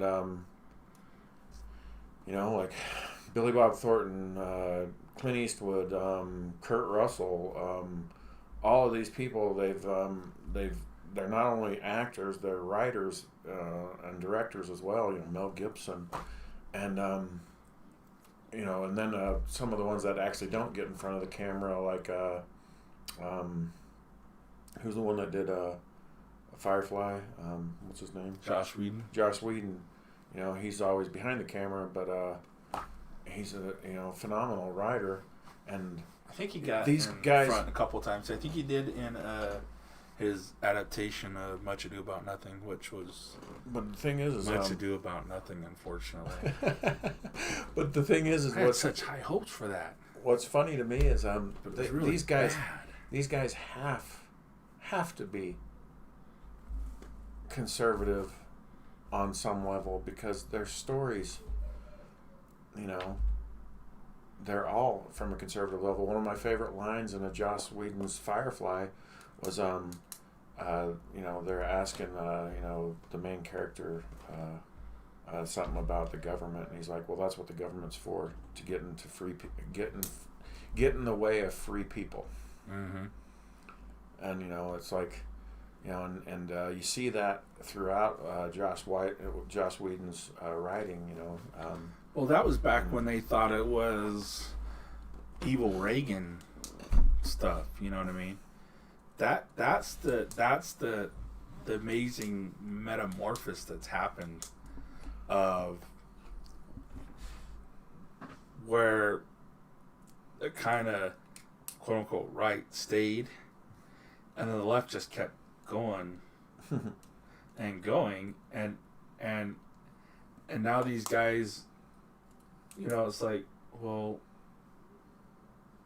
because like I said earlier, they've done all that to tear down Right. those old establishments. Yeah, they created like you said, and so before, when they created the monster, and so when they write that, they think they're writing it from that evil Judeo-Christian based church government, which now we look back and we're like, man, that's just well, I mean, Whedon wasn't writing Firefly during the Reagan era. well, no, but I'm saying he grew up during Right. that. He grew up with, so I think his mindset when he writes stuff, when people write stuff like that, was to fight against what they thought was the military-industrial complex. Like what Tim and Al, that Ian gets so stuck on phrasing, his rhetoric. He always has to spit out rhetoric, and that's when somebody doesn't understand what they're talking about, when it's just rhetoric. Right. When they spit out lines, formulated words that mean an idea, and because they can't say what they want, it just drives me nuts. Well, and that's another thing. I mean, that's one of the great things about. I'm so happy to know that the experts weren't right about entertainment and TV shows and podcasts and stuff, because the experts said that nobody would ever want to listen to a 3-hour podcast, a long form interview, or or just two people talking or whatever. And Rogan, all these people, they actually sit down and they form these complex thoughts in their head, and they say it out live on a podcast or a streaming video, and I think it's honestly the best form of entertainment, because it's the most honest. Right. Because having to interrupt this just so we can go on to something really quick before we have to hit a commercial, that would drive me nuts. Oh yeah. It's like, you got 5 seconds, make your point. Right. And so then you just spit rhetoric. Right. And so then the people so you can tell the people that only watch those news shows, because all they do is speak in rhetoric. They can't speak in coherent sentences. Right. Well, yeah, I mean, because let's be honest, news is written for you beforehand. Oh yeah. And that's why every news agency, if you click through the channels, like they've put together in so many different things, the one talking head over here is saying the exact same thing that the other talking head at CBS is saying, and then the one at ABC is saying the exact same thing, because it's all scripted. It's almost like one writes it and then spits it out to everybody else. Mm-hmm. It's like... That's exactly true. Sad. Anyway, last... Let me read you what I... Oh, your last one? My last one, I haven't done it as a... I haven't outlined it yet, but I want to do one on cancel culture. Well, yeah. But that's going to be even harder, I think, in that society. Well, the main character, I'm not sure who to choose as that, but what I want it to be based on is that cancel culture has progressed so far that, people are actually getting canceled. Literally. That might be an interesting one to integrate into the guy that fixes things. Maybe. Because he's proving that he has a skill that you don't have. Right. And this is, Atlas Shrugged, like, I keep going back to this because the book has so much crap in it that's so relevant. Tim and them talked about this a little bit last night, and they don't understand where they're referencing. Mm-hmm. But this Alan West, he's a military guy, and he's talking about we need more people that are lock, load, and shoot, which means you're on patrol, there's a threat, the threat's imminent. I lock, I load, I shoot, I take care of this. What's happening now in the military, what's happening now in workplace and stuff is I see an imminent threat. I turn and ask my commanding officer what I'm supposed to do. The commanding officer says, lock, load, and shoot it. By that time, you're dead. So the idea is, like Tim was saying, he hires somebody to do something because he doesn't know how to do it. I need you to work this program for my maybe it was editing his show. Right. I need you to edit this. Boom, boom, boom. And the guy says, "Well, show me how to work the software, and I'll do it for you." I don't know how to do it. I'm hiring you to do it. Well, I don't know how to use that software. Show me how to do it. And it's like, no. So he talked about a friend of his that he hired that type of thing. Mm-hmm. He had to train the guy how to do it. The guy finally said, I can't figure out how to do it. He had to fire that guy. He hired a second guy with an MBA. They both had degrees. I don't know, maybe not an MBA, but both had degrees.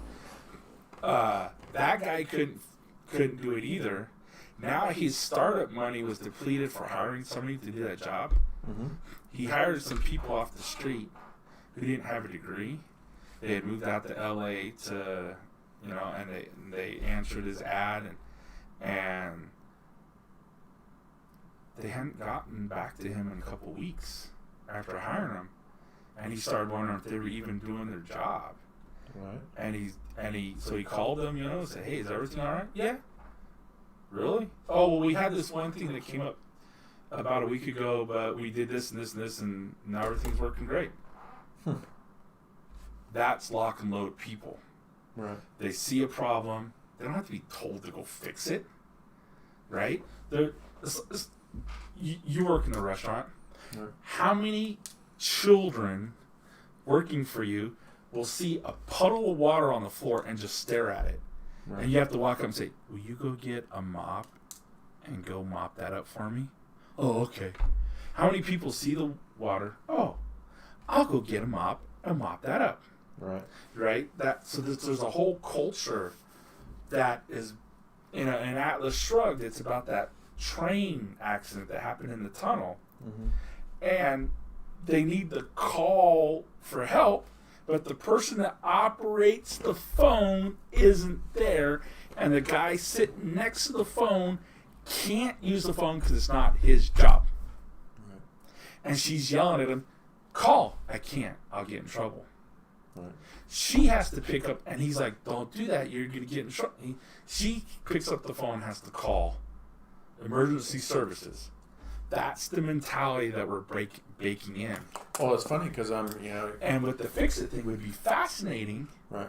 That he's using a skill that he's not supposed to use. Exactly. And because that has to be...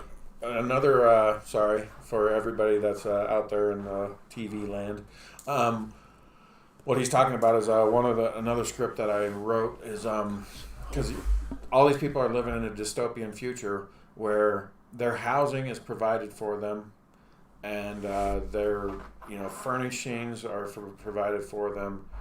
So everybody's apartment basically is identical to the guy's apartment next to you. And so they all live in these, cubicle apartments, and everything's fair and equitable, right? Although there's, so like if something breaks, like, your bed frame, your leg falls off your bed or your shelf falls off or whatever, if you can't fix that, because first of all, you'd be breaking the law because you're not qualified to fix that because that has to be done through a union labor. Oh, yeah. Because everybody has a job, and that'd be Right. somebody's job. That'd be somebody's job to fix that thing. Well, one of the stories that I wrote, or outlined at least, I haven't actually written it down, is there's a guy living in an apartment, just an average Joe Schmo, but this Joe Schmo happens to know how to use tools, and he starts fixing things for people, and that gets him in trouble. Yeah, that'd be awesome. No, I like that. That's cool. Right. And then the pleasure he would get out of doing Oh yeah, the little bit of help for people. because they're all grateful. Yeah.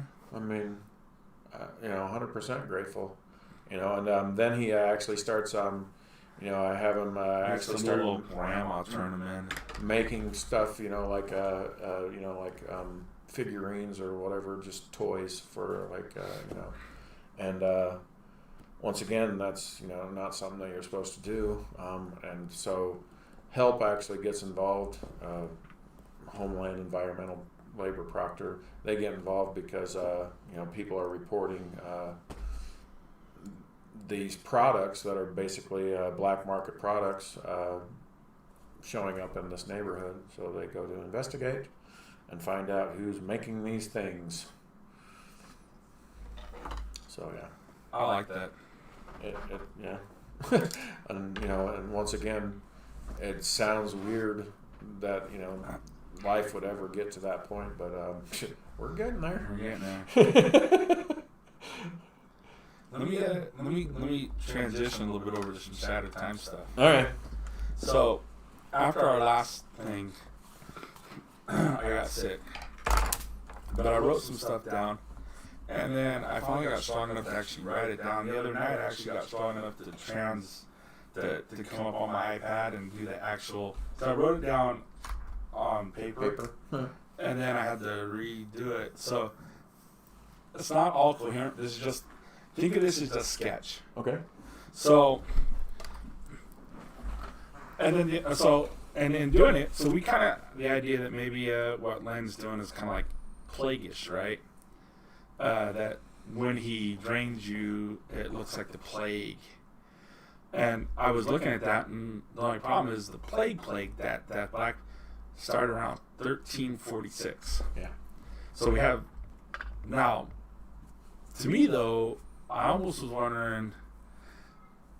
It might be interesting if that's this time period instead of 1066. We could still do 1066 with Garvin and all that stuff. I mean, it'd be pretty fascinating.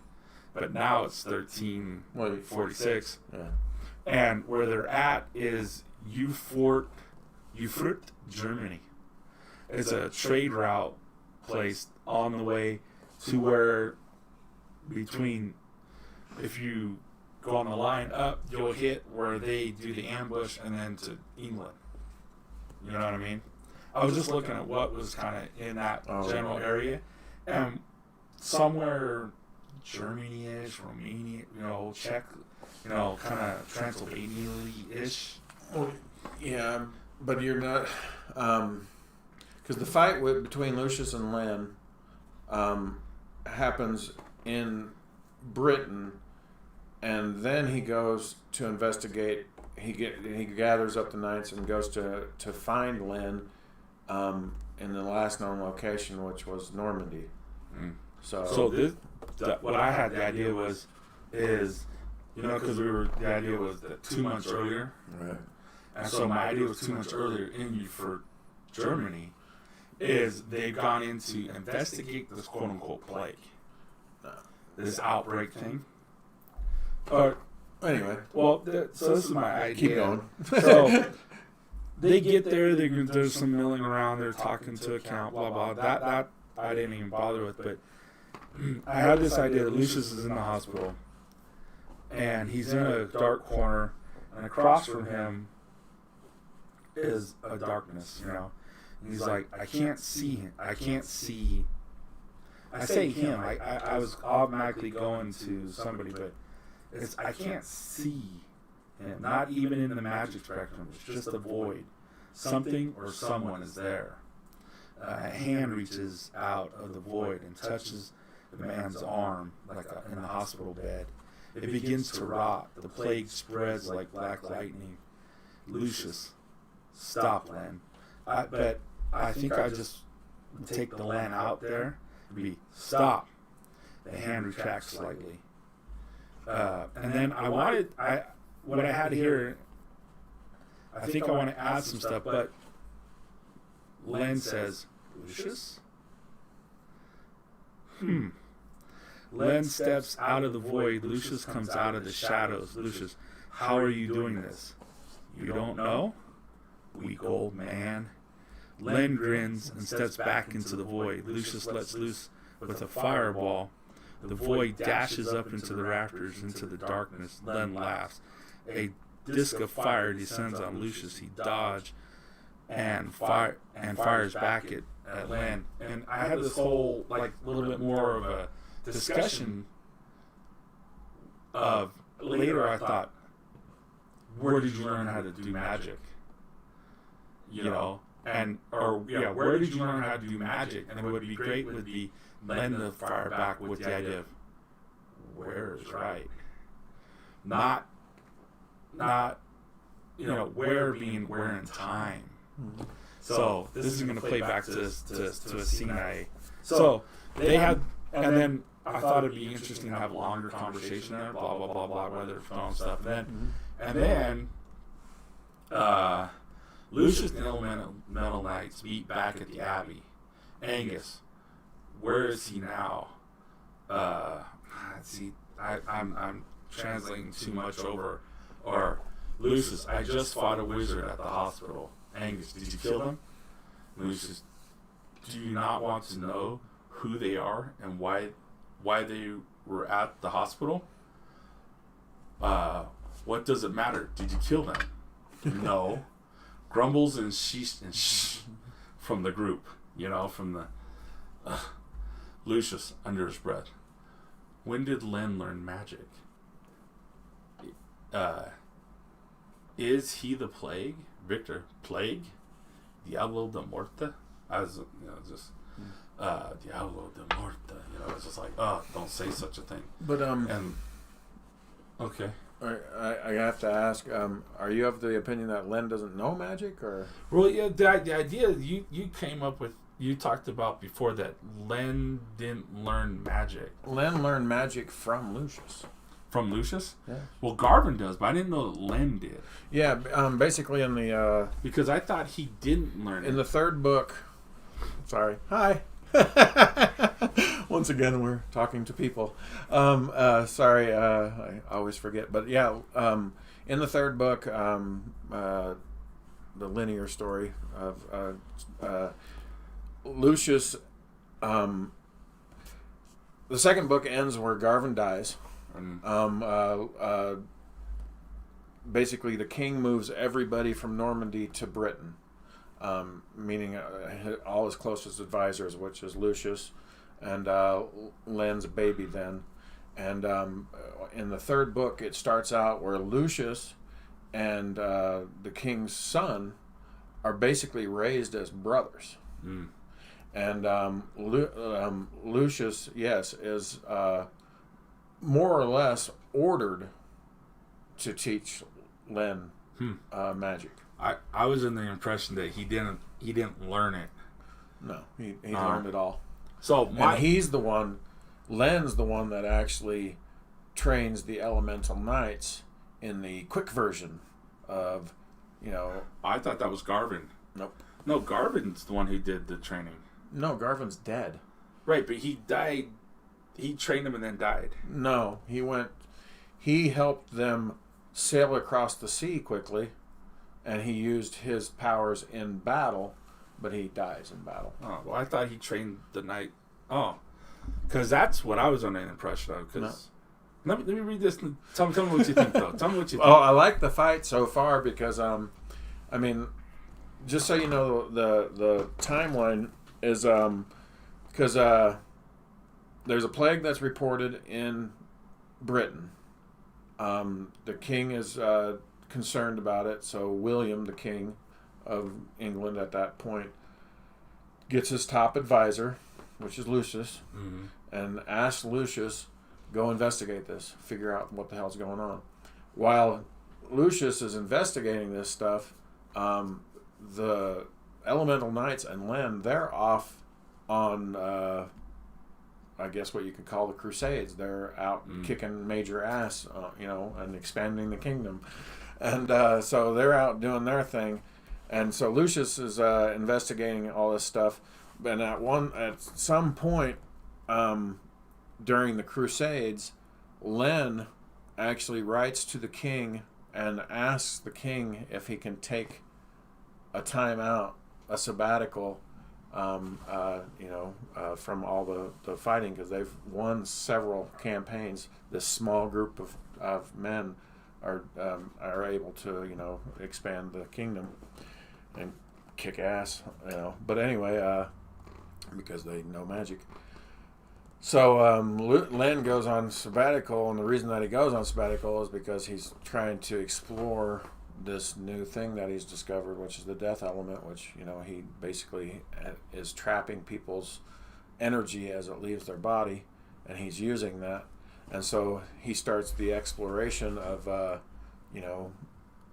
mixing magic, like I've said 1,000 times before, air and water make lightning. So he starts messing with the death magic and trying to figure that out. And somewhere along the way, he finds that if he touches somebody using death magic, that they'll start to rot and die, in the spots that he touches. So, unbeknownst to Lucius has no idea. He's trying to figure out why these people are getting sick, and people start telling him that there's this black figure that shows up all the time, and so. He finds out that during this fight that it's Len that's doing it. Len basically kicks his ass. I mean, not to where he's dead or anything, but and then escapes. And there was some great stuff I had. And so after he escapes, then Lucius goes to the king and says, "This is what's going on. Len is the cause of all this." And so William says, well, because William treats Len like a son, because Garvin was the hero that helped conquer, helped William the Conqueror. And so he says, well, go after him, find him, we got to, bring him to justice type thing. And so he orders him to go to the last place that they were known to be, which was, in Normandy area. We could do a little research and find out, what areas were conquered during that time, when England was trying to expand. But anyway, he can go down there and he finds the Elemental Knights, and he explains, or he asks, where the hell's Len? And they relay to him, well, the last time we saw him, he went to this castle over here. And so they go find him, in one of the numerous castles that existed back then, and when they get there, they find the diary, but nothing else. So, my idea was, it'd be interesting that since Len's a half-breed, that after all the commotion that went through with Lucius, and then letting a human train, that Len really didn't grow up cared for by either races. In my idea, he can't really exist in the human world because of the ears and his looks, for the most part. And he really can't be in the elven world because of his human blood. And my idea was that he goes in time and learns magic way, way, way, way, way, way back. In fact, I thought it'd be interesting if he went to like 4 or 5 generations removed of Helena's. The Wood Watchers. Yeah, no, seriously. And Len creates the prophecy, his own prophet. You know what I mean? But it's anyway, and it's passed down through, and that's why Helena. That's an idea. But my idea was that so let me read this to you. Okay. So Lucius Close, I don't know what he's doing or how, but it's magic. Claude shows up out of breath. Claude, I saw a shadowy figure skulking away from the farm at the end of town. I tried to follow it, moved far too fast for me to give chase even on horseback. And Victor again, yeah, I'll go. And then he's like, the family? And Claude, the plague, Angus, this Len also?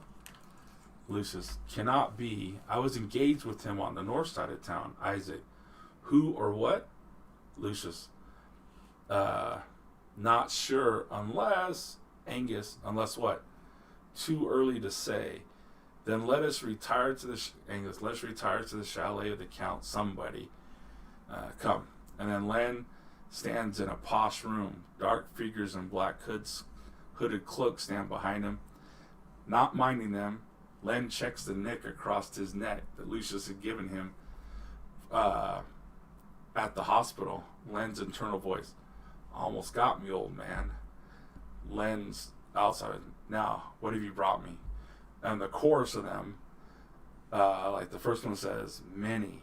And the second one says, many I also. And the third one, 4, my lord, 3 and 5. Len turns, he draws near and lifts the hood off a young, beautiful woman. He gently kisses her on the forehead, blessings. Len repeats this action with the other 2 figures, both young women. Blessings, blessings. While kissing 2, 1 disrobes, and 2 and 3, and then 3. Then Len holds out his arms, offered himself. They tear at his flesh in ecstasy. His half-human elven blood is intoxicating, so they're pretty much vampires. Wow,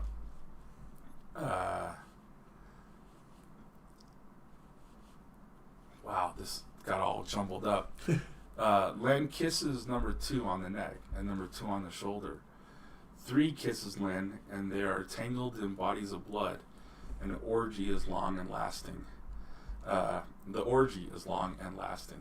Lucius and the knights arrive at the chalet, are greeted in the courtyard, welcomed in, given food and drink by a large warm fire. Servant, my lord, the count, whatever his name.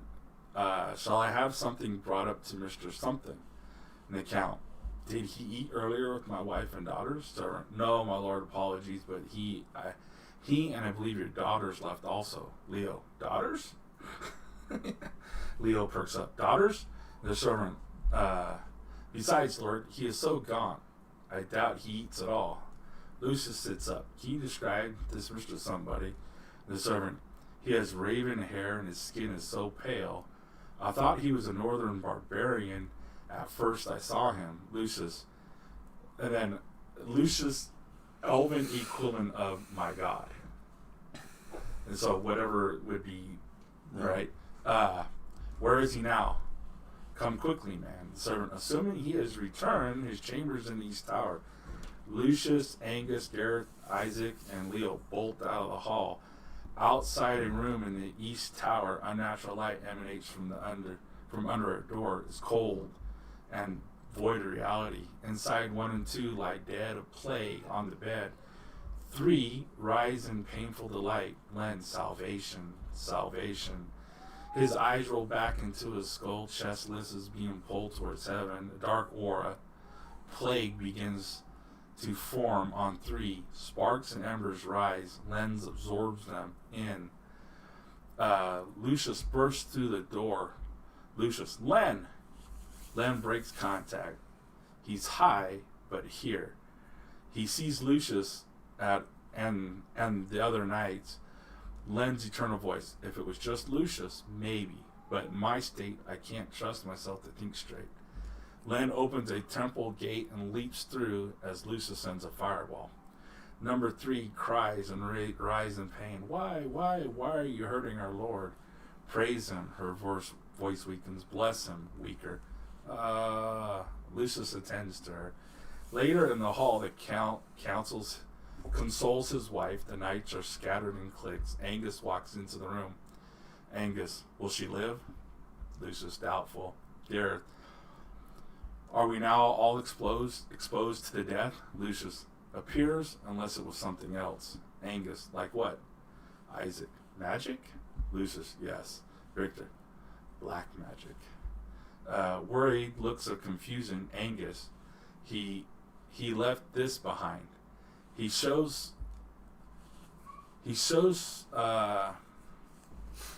some clothes in one hand and hands Lucius a leather brown soft book. Lucius opens it. A diary? Several months later, the courtyard, or several weeks later, supposed to be the courtyard, the knights are finishing loading and making ready. The staff is saying their goodbyes as is the Count and Countess. Angus from on top of his horse. Angus, have you learned anything from the diary? Lucius, plenty. We must get this back to the king. Angus, to William, God save the king. Angus looks at Lucius perplexed. Angus, what king is there but William, our Lord? Oh, Lucius looks Lucius is perplexed. What king is there but our Lord? As the knights leave the chalet, above them sits a lone raven. That was kind of a way to introduce, you know what I mean? Well, yeah, I know what you're. And so all of that kind of goes down, and I thought I did it. Maybe I did it on my tablet. Because one of the things that I did do it. Where is that? You know, is when he because one of the things that we had discussed and that I really want to use is, in that what the heck? in that very short scene, you had talked about that he opened up a temple doorway or whatever. Mm-hmm. I really want him to literally jump through a person's chest. So that's one of the downfalls of the life magic is he has to have a person willing to allow him to enter through them. So he's literally, because what it'll look like from a casual observer is that he literally jumped into their body and possessed them, but he was just using them as the doorway to their past, and so so he has to have somebody to be able to jump through time, so a volunteer. Well, that'd be interesting if you did 3 right there, right? Yeah. Oh, that'd be. But so he, so that's kind of a weakness if you think about it, because if you get Len alone, then you have a chance of fighting him, But he's gone through history so much, and he's influenced history so much that he has followers everywhere. Right. So all that, like that, made me think of this one last little thing, because you talked about how to end it, right? I don't want to give away anything, but I honestly don't want to end it. right. But check this out. Lucius sits in the breeze on top of cliffside. He starts to reminisce about the past events. He ponders the outcomes of the war. He sees how humanity put itself back together, humans and aliens and monsters living as one, newfound relationships and duties. His heart is heavy and yet swells with pride. A sniper. Sir, Lucius looks down toward a temple on the outskirts of an ancient elven city. From a void, light appears and a young Len steps through. Sniper. Sir, have eyes on. Target acquired, sir. Lucius' eyes narrow. Sniper. Sir, do I take the shot? Lucius smiles. The end. Who was the target? Len. Oh. So he finds where in time he first learned magic. Mm. And so he was going back the... So does he... So he does the whole Terminator thing, goes back in time, stops him before he gets too powerful. Pretty much. So does he do it, or does he let time as it is play out? Because of all these different things that happen with people and these newfound relationships he has, he's thinking about the Meg Driver and Paul and all this stuff and what they're like now and all this stuff, you know, and we see all these great little scenes that there's this little flash of, you know, maybe somebody has a family and, you know, little things like that. And it's like, all that's going to be gone if he does this. Right. And so then it's like, does he? And so that was my idea of, you know, of him not learning magic before, and then he goes back and he learns it so that... Right, but that doesn't... Because he, out of spite, the whole... No, that's, I mean, him, you know, the fact that he did learn magic from Lucius doesn't really change any of that. That's still a possibility. But, you know, I don't necessarily want to, I wouldn't want to end the book like that. I mean, because, you know, it's funny because, you know, last night or maybe 2 nights ago, I watched that Monster Hunter, which is a new release on Amazon Prime. It's based on a book and a video game, which is really popular. But I played a game called Monster Hunter. Big like dinosaurs type of things, dragons. Yeah. That's Tony Jaa is in it. It was a cool game until it became too repetitive. And then Tony Jaa's in it, and what's her name from Resident Evil? What's her name? I can't remember her name for the life of me. Mila Jovovich. Yeah, Mila. Anyway, so she, but it was pretty entertaining. But one of the things that I thought was kind of neat Big bada boom. was Lilu? yeah, Lilu Dallas. Anyway, they didn't end this. Pass. They didn't win. They didn't win. You know, they didn't kill all the monsters or whatever. They just basically did a story where they took down monsters and showed that it could be done, and then basically all it was an introduction to the world that they were in. They now, and it's kind of like the movie ended with them saying, "This is where we live. This is how life is now." And life goes on. So yeah, I mean, kind of, I want to, because really this is just an introduction of the world that we're creating. Well, but I mean, I do want Len to die. So a lot of that was built around the idea of we're showcasing magic with the Nazis and stuff, but really with Len and Lucius, so like you said, there's no hand movements or anything that tells them what they're happening. Maybe they throw fire, but but there's no like. So my idea is they put like an aura sphere around themselves that they can sense magic. So it's almost like, cause like, so Len fires a thing, Lucius fires that, and Lucius and they both like out different windows, you know. Mm-hmm. And as Lucius lands on the ground, he comes up and he's like, "Where is he? Where is he?" And he senses like at the last second a spike coming up from the bottom, and he's able to dodge out of the way as it comes slicing up, you know. And so there's all these different like things that are happening. Well, one of the things that I talked about before, one of the reasons that I wanted to do this as a visual medium versus a book, which now I want to do both, but was I talked about it before. I call it the aura view, where they see the energy of the life around them and the elements around them. And so, they can see the energy, and when a person has the intention of, creating a flame or whatever, you see that in their energy first, and then the flame forms. So there is a microsecond of intent that they see. So if they're fighting a normal person, normal people can actually see intent. Before somebody pulls a trigger.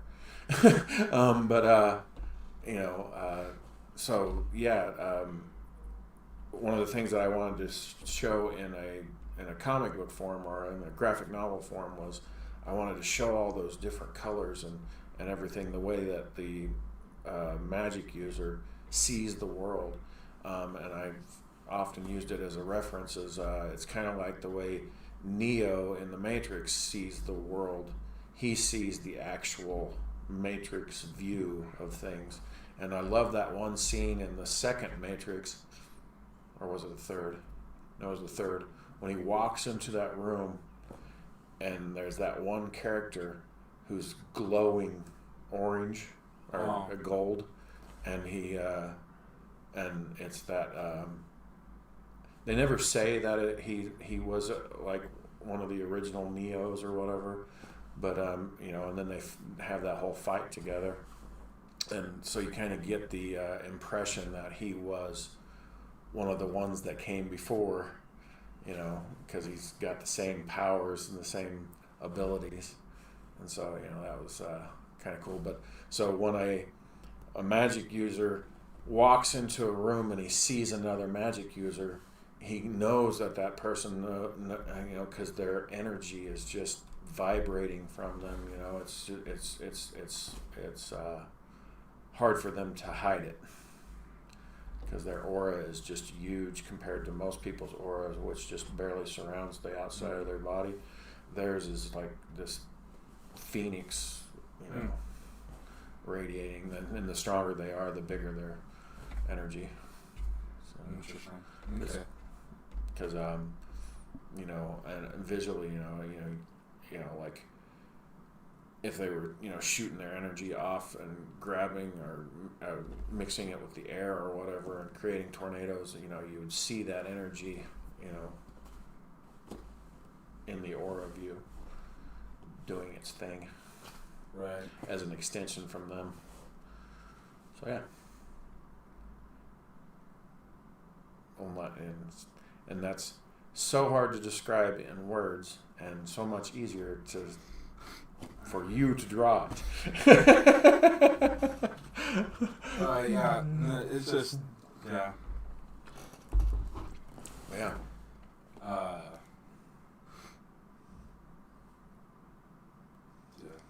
So if you if it just makes it harder to mask. Like you said in that scene where they both are on opposite sides of a building and they wanted to attack each other, even though there was a building in the way, Len would, or Lucius or whoever, would, force his energy down into the ground, and it would go under the ground, and then you would see it come up out of the ground, and so you would see this flash of color for a moment before it came up and became a wall or a spike or anything like that. So yes, you'd have a microsecond of, oh shit, then get out of the way.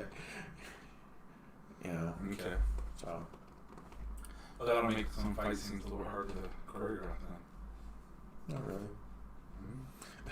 Well, I mean, if you always have another defense warning, Well, then you should be able to dodge everything or counter it.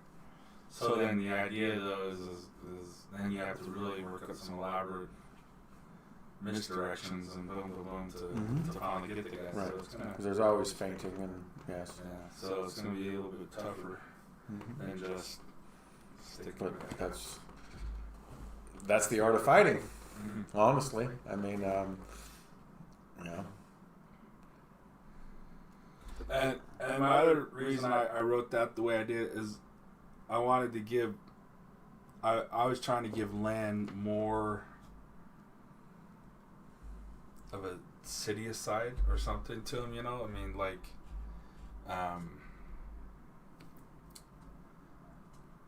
anytime, you know, what do all cult leaders end up doing? It seems like, right? It's always used for the wrong, Right. you know, and here he is using it for his own personal gains like that, Right. his own personal gratifications. That might have been an interesting little scene. Yeah. And then, like I said, that'd be a great way to get the diary from him.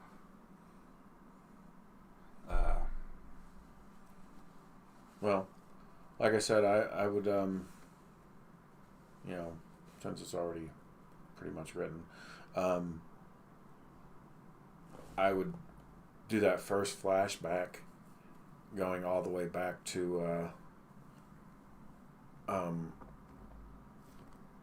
Lucius investigating the plague in, you know, the hospitals. And then move that, you know, do another flashback where he's in Normandy with the Elemental Knights, you know. But also I think, but another thing I've been thinking about is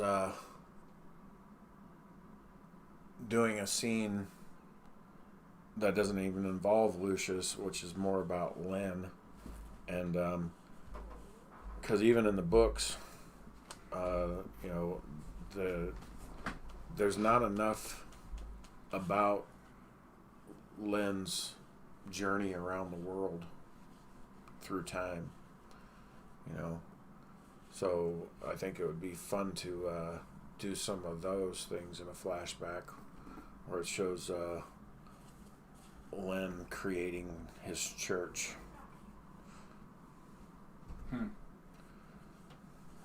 Because let's be honest, that's where his real power comes from. Would that be in the first book or the second? God, I don't know. Well, I think there's with what I was doing. I think there's enough to get a full book between the Spitfires, the Mech, the Nazis, and then this idea. But I mean, we don't have to use the Knights, but they're just filler in this. You know, if they all spread out through the city looking for information, but and we don't even follow them, but we do follow them come into the city. You know, Right. but and we don't have to use them, but I mean, we could have him team up with Constable and some other people too who are inspecting the plague, you know, who are dealing with the plague or dealing with whatever it is in the area, and then he stakes out the hospital and he fights fights Len. I Well, one still of the would things do the end with Len and the girls, and I just had a thought. One of the things that you know, that I'm using as a tool, and I'm not even using it to its full potential, is Lucius finds this diary and reads it, and we never even tell the reader what's in it, except in blurbs, you know, the here and there. But maybe one of the flashbacks can be Lucius sitting down, starting to read that diary, and then it flashes back and shows Len doing these experiments. You know, I was just in my brain. So, think of how this ends, right? With him zapping out of there, then they leave, and you see the Woodwatcher. And then, I know book 2, where we want to open it, but what if it opened with Len walking, and you can just see him sweating, because damp, it's hot, it's the deep south, he's got his white cotton preacher's outfit on, he's dabbing his face with his towel, you know, his hand towel, and he's a preacher in the South. Does he have the collar? Doesn't have a collar, it's a tie. Right. Okay. You know what I mean? He's because he's a tent preacher. Right. And he's down there, and he's got his little flock, and he's there, and then but in the back, down maybe an old Civil War type of dungeon, he's doing experiments. Mm-hmm.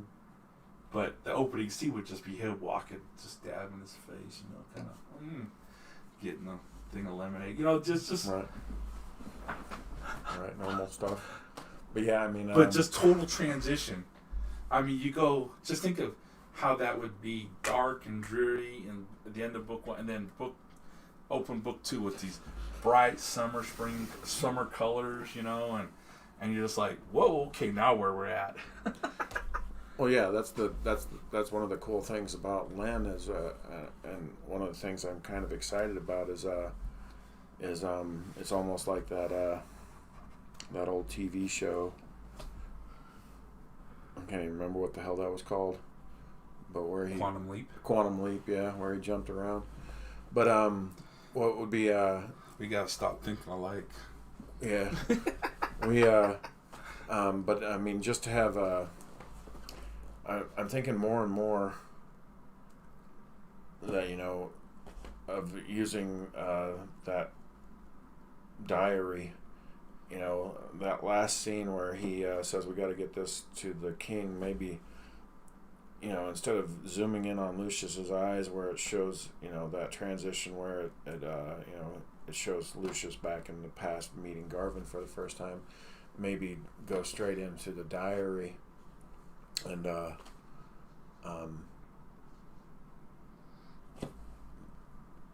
you know, start it out where it's like a paragraph or something on a page, you know, where it's, you know, it's just Len writing down his thoughts and stuff, and then showing, you know, basically, you know, today I learned blah blah blah blah blah blah blah, and then going into an actual scene where he's doing some of these experiments, because I think these experiments, one of the things that you know, I think visually that it'll be grotesque and shocking enough to where, you know, it would definitely be entertaining for the reader, because you know,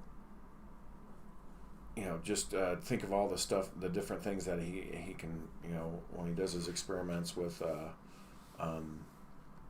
you know, mixing, you know, air and, you know, creating clouds of poisonous gas and all that kind of crap, and then doing some of the experiments where he's you know, actually touching people and rotting them and all that wonderful stuff.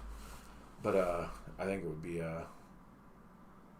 there could be some really, really good scenes, and then the first time he actually travels through a person into their past, you know, because I think that's the best way to describe it, is he's actually traveling through a person, you know.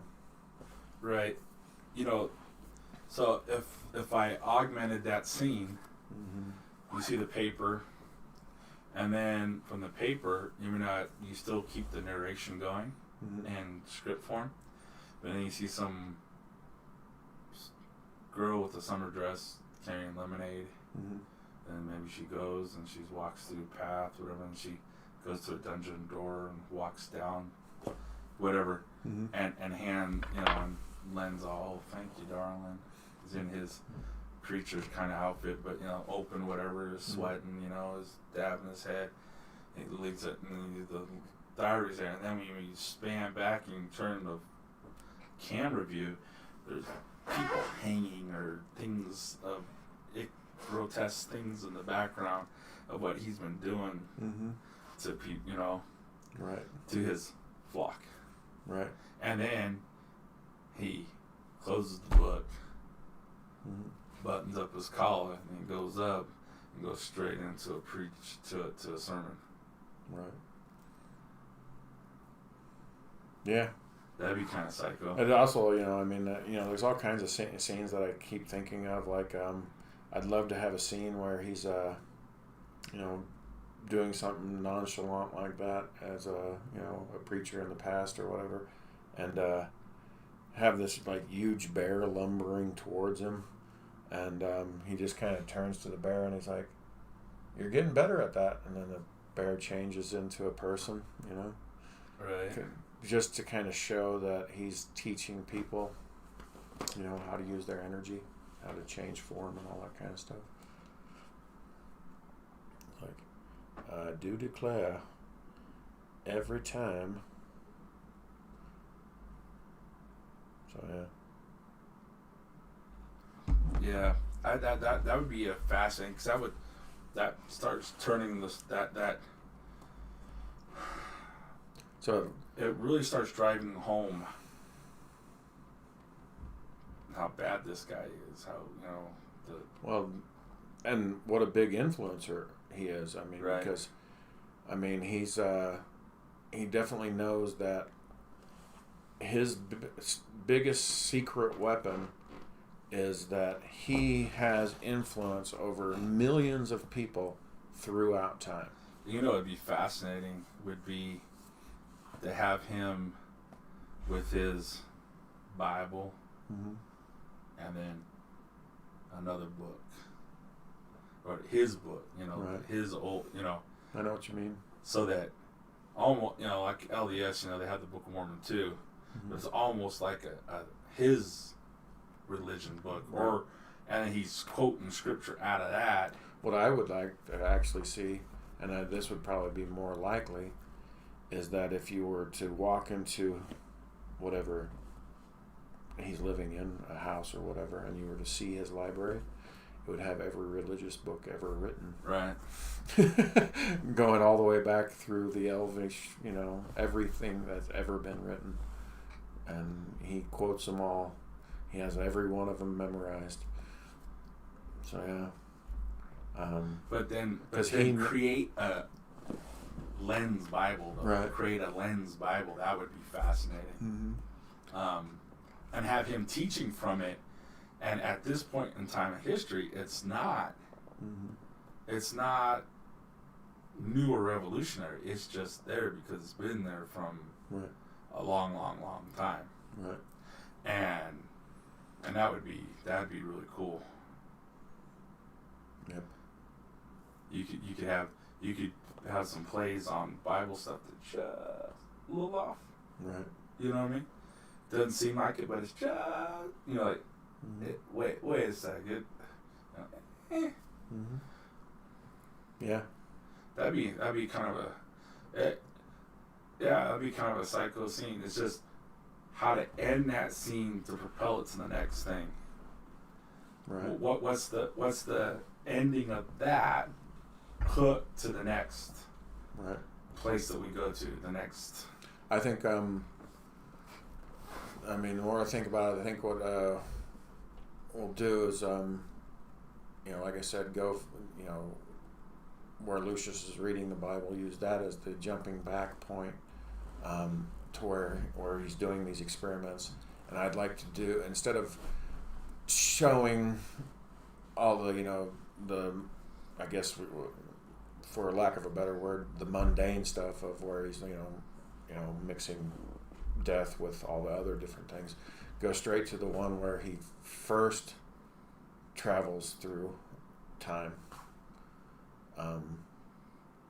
Maybe have him mention in the some of the other grotesque experiments although the other grotesque experiments, those are kind of, you see that during the fight, where he's, attacking people.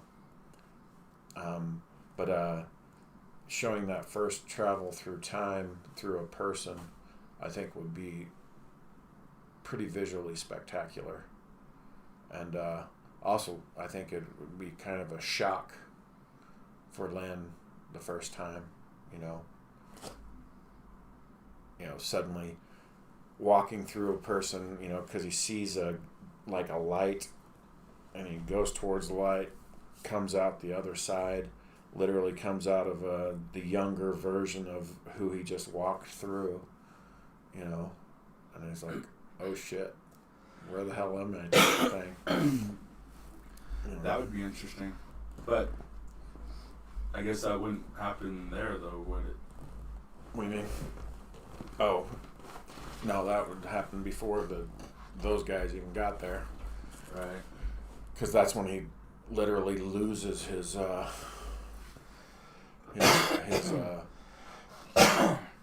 that would be another way to tackle this thing, is, you still show that experiment where he actually travels through time the first time. That's where he loses his diary, because his diary remains there.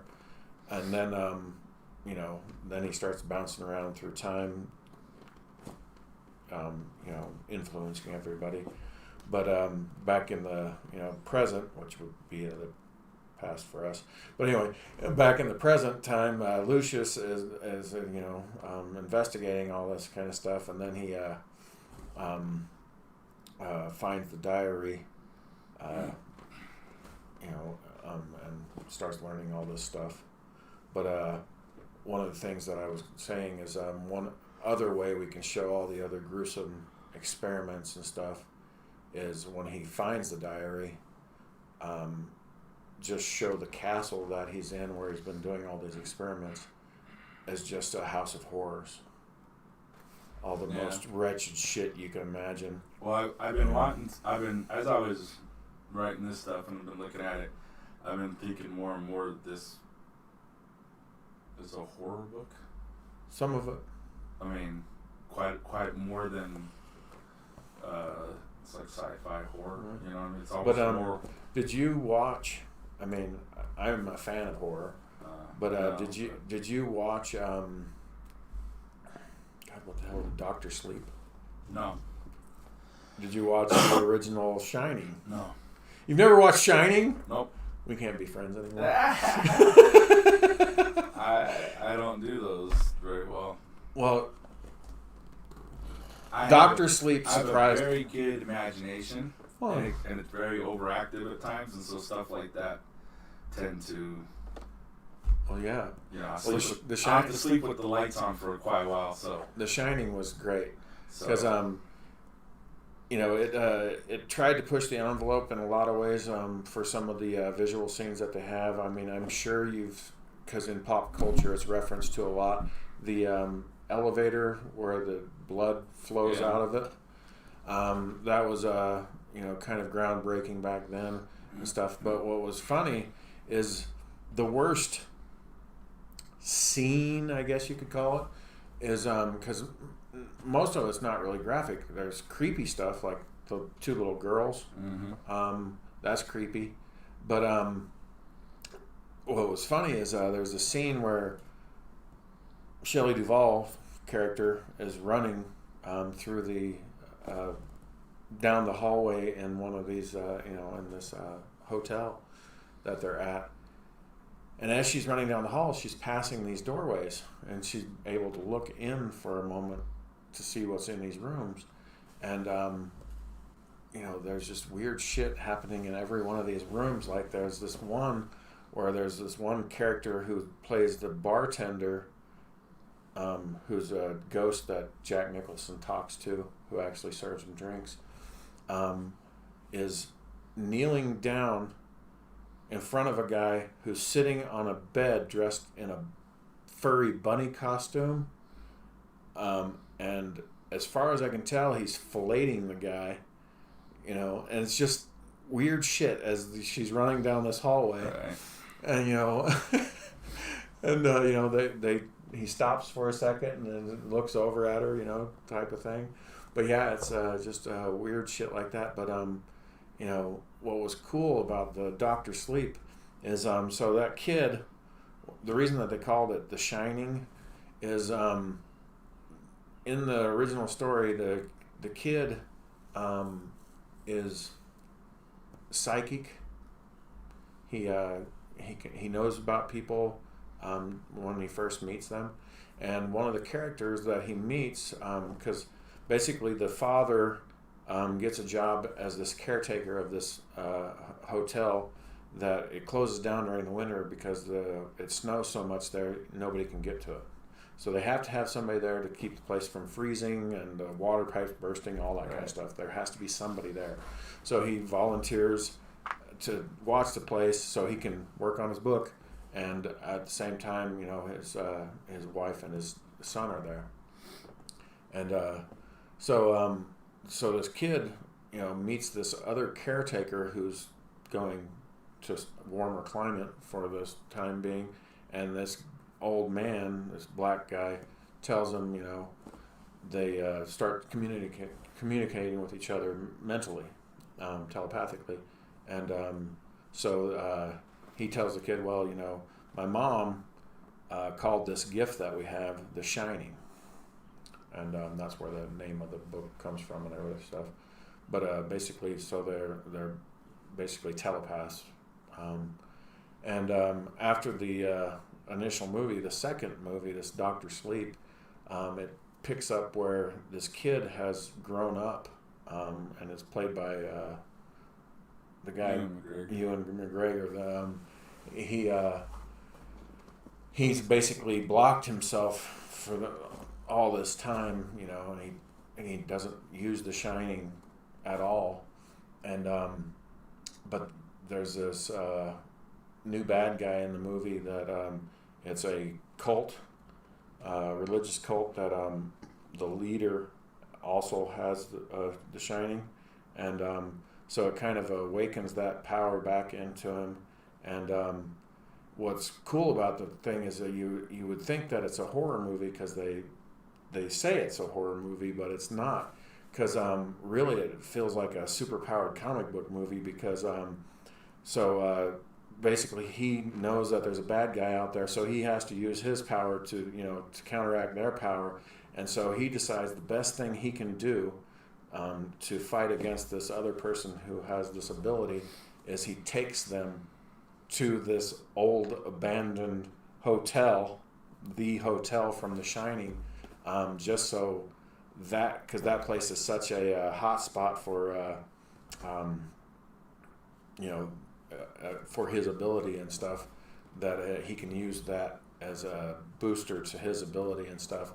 And plus, the hotel itself will destroy anybody's mind because it's that fucked up.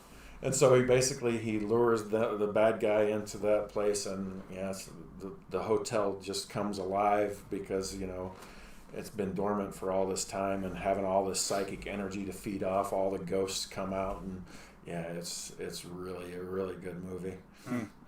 But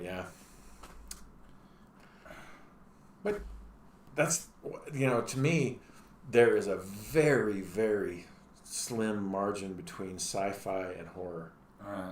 And that's why some of my favorite horror movies are sci-fi, because the original Alien, not the Aliens, the one where it's an action movie, the original Alien, that was a scary movie, and it was billed as a scary movie. And the first time that bursts out of what's his name's chest, that was great. And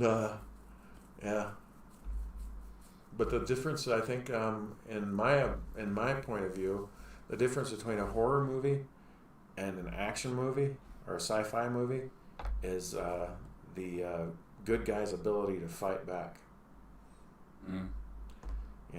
If you have some scared, screaming girl running through the woods being chased by a guy with an axe, that's a scary movie. If you have that same scared little girl running through the woods and she suddenly finds a shotgun and she turns around and shoots the guy with the axe, That's an action. That's an action.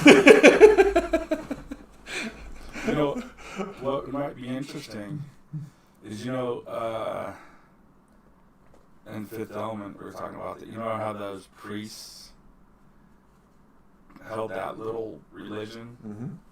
and prepared themselves, and to, Right. you know, it'd be kind of interesting to have Len go through this portal, Mm-hmm. like you show him with an old man, Mm-hmm.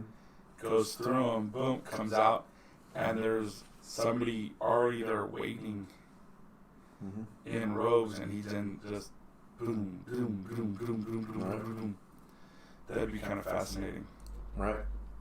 that they're already waiting for him. The thing that I'm wondering though is somewhere in the story, you know, when time shatters, is I sometimes wonder if we should, in the background somewhere in some town, some little no-name thing, where you see a building with a symbol on it,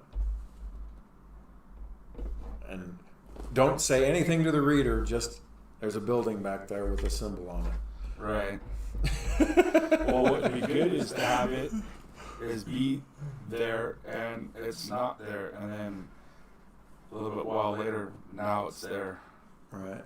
You know, like, wait, I'm gonna see if people pick up on that stuff. Right. Anyway, Yeah. it's dinner time. I think. So, okay. But yeah. Yeah. I don't know. What are you doing tomorrow? Nothing. Would it be too much to do 2 days in a row? I don't think so. Yeah. Come back and read some more. Come Yeah. back and read. Yeah. Actually, I wouldn't a mind. chapter. I wouldn't mind if you come back and read and maybe. I wrote these out. See, I wrote these out to put up there Mm-hmm. of the stuff that I had read. So it'd be nice to maybe codify that storyline, that story idea, so that I could just think it out. Yeah. I need to think and about it then- more because I think I think the Well, I don't know if we have to show we agree on the premise that we need to show more about Lucius. about Lucius and Len, both of them. Not Lucius, sorry, Len. Sorry, Len. that's what I meant. Actually, I think both. I mean, We need to show a deeper. We need to show his influence on the world. right. And so, like, my idea, though, is you show him and what he's doing to people, why, you know, so menacing. And then the second book, it'd be interesting to do that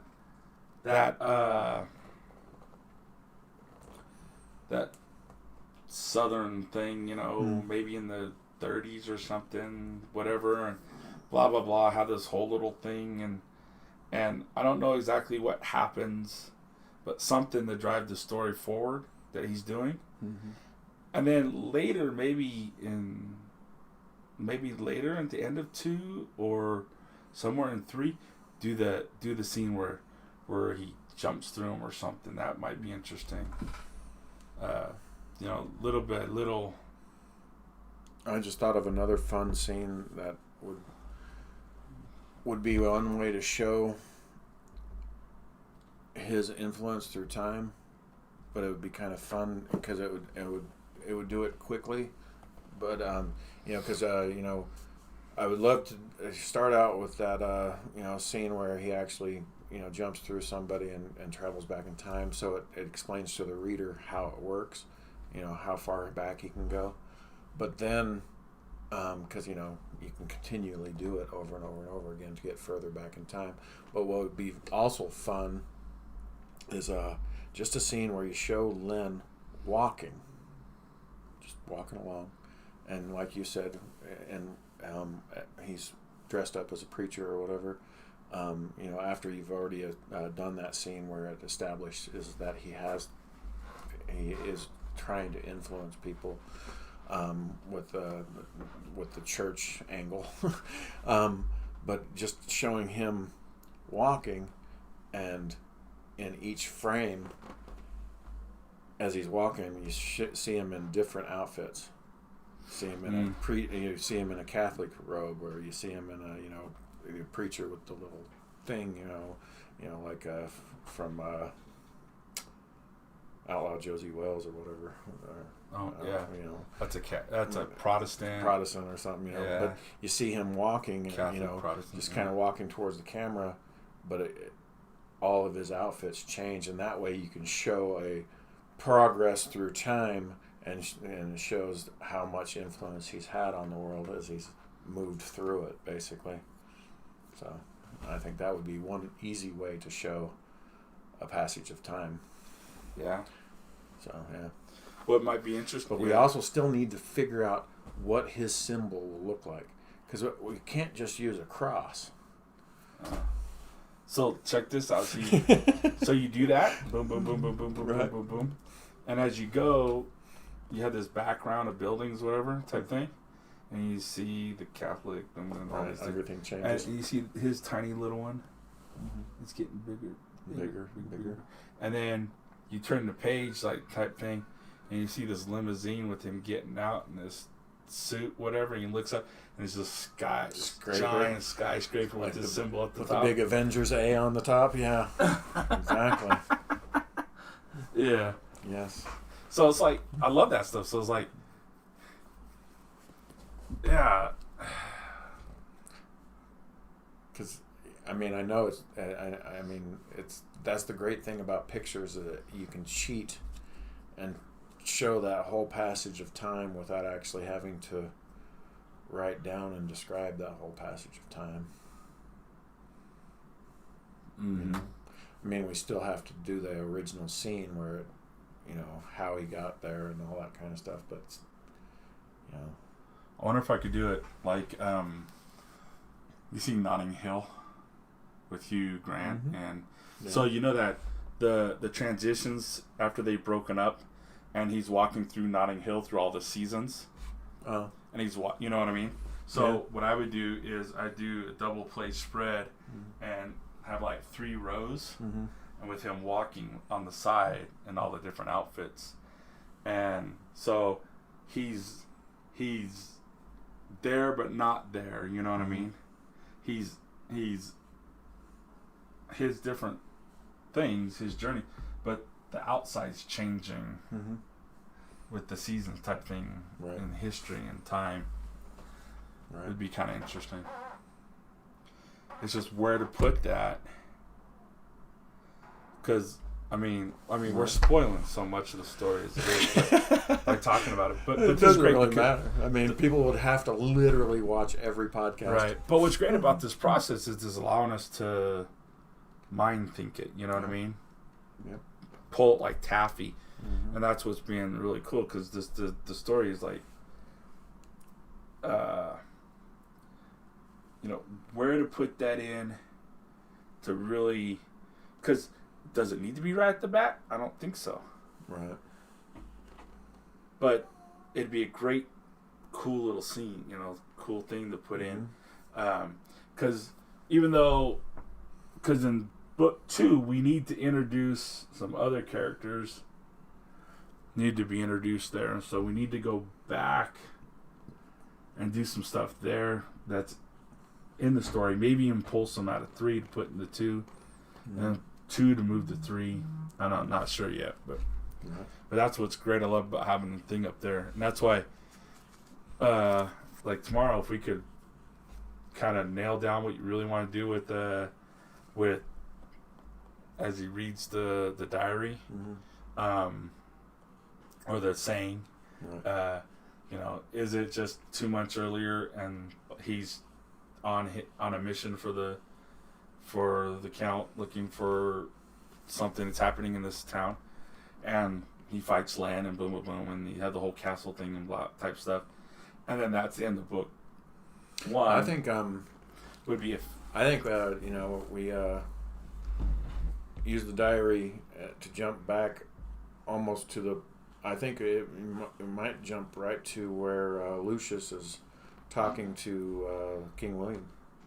and King William is telling him about this horrible plague and stuff, and that he wants him to investigate it. And then, we can jump back, tell some more story, and then jump back again, Right. and continue that King William / Lucius story in the past, and get it all in there. Maybe all in book 1, who knows?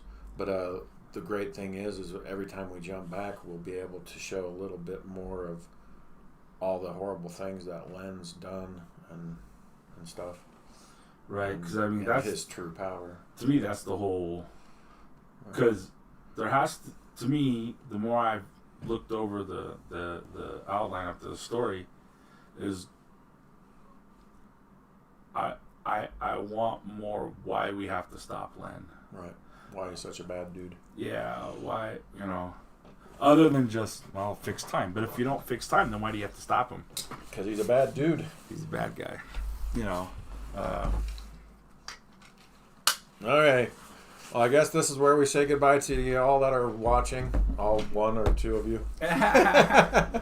Viewership's kind of, it's up and down. It's really weird. Tomorrow, I will read chapter 14, promise. I just really needed to start talking about some of these other ideas we had for our other story, because man, I'm a little warm. It's it's funny. I really sometimes admire and am jealous in a lot of ways of those 2 guys from South Park, Trey Parker and Matt Stone, because they've discovered a way where they can literally vent all of their story ideas, all of their political views, etc., and get it out in less than a week. Mm-hmm. And where everything that they show is still relevant, and it's so hard for anybody else that is doing actual animation and actual because the one thing that I think that we haven't, I've been using, and it's what's driving me to make some of the changes, is that they use the character story arc that the guy that does Rick and Morty, he broke down like Campbell's story arc into 8 specific sections of where the whole episode has to start and end with the journey. And he's like, and now what you can do is you can take that to the act. You can take that all the way down to each individual scene. Each individual scene, the person that comes in this scene is not going to exit the scene the same. So it's not a cheat, but it's damn near. You can look at something and go, well, why is that scene there? What's it used for? Does it progress the story? Right. Yes or no? If so, where is the story progressing? And if you're like, well, if it's progressing over here, then either we need to change that scene, or that scene has to be put somewhere else to focus it right. And I was gonna print it out, but I don't have an ink yet. I'm gonna print out and put up on the wall too, so that we can look at it. And it's very fascinating. It's just you start with who you are or where that person is at that moment. Something happens. They have to go change the situation. They have to give up something. They get what they want, and now they're changed. And now you start the next scene with that person having changed that tiny bit, whatever. And boom, boom, boom, boom, boom, boom, boom, and it's just a snowball. Right. But it's a way to go. So what's Lucius supposed to do here? Right. Instead of just going, well, it's like, no, he has to do that, or you know what I mean. But not so much has to, but it's like, why are we putting it in there? It has to, why we want to make sure that the readers, oh, this is awesome, oh, this is so cool, oh, this is so cool. Why, instead of just, no, that again, this again, type stuff, or how did we get here? Like I said, I didn't understand how we didn't see Len until 4. Right. and he is so awesome of a character that. Well, yeah, he caused it all. Well, and just visually, he's so freaking awesome, And I've been thinking more and more of. Why, he looks like some kind of skinny goth teenager. Oh yeah, but Japanese in their anime, they draw psychos very thin like that, and they did this like with these little, and there's I don't want to go crazy like that with it, but there's something about that that mentality, that creepiness that I really love, that I might want to try to bring a little bit to Len. That idea that he's in that dark void, and maybe all we see is his mouth, and he's like this little sliver smile, Lucius, or something, and he's like, Len, it's like, oh, something's gonna happen, and one cherishes the idea, and the other one's dreading the situation, and then it would be great to go back and not show training stuff, but show how, for all intents and purposes, Lucius was more of a dad to him than, or something, or a great uncle or something that came and we could show fun things like that instead of oh man, they botched the Anakin Obi-Wan story so bad. We can fix it. Anyway. All right. Burnoutstudios.com. Go and look there. You can actually, there's a link there from there to At here. the bottom. Yeah. Down here. Yeah. Right down there. So, yeah. I should put it in the show notes. I need to do that. I need to start doing it. I need to start updating that stuff. And we need an intern. so you can, yeah. No shit. We need. So yeah, we'll pick this up again tomorrow. I'll read chapter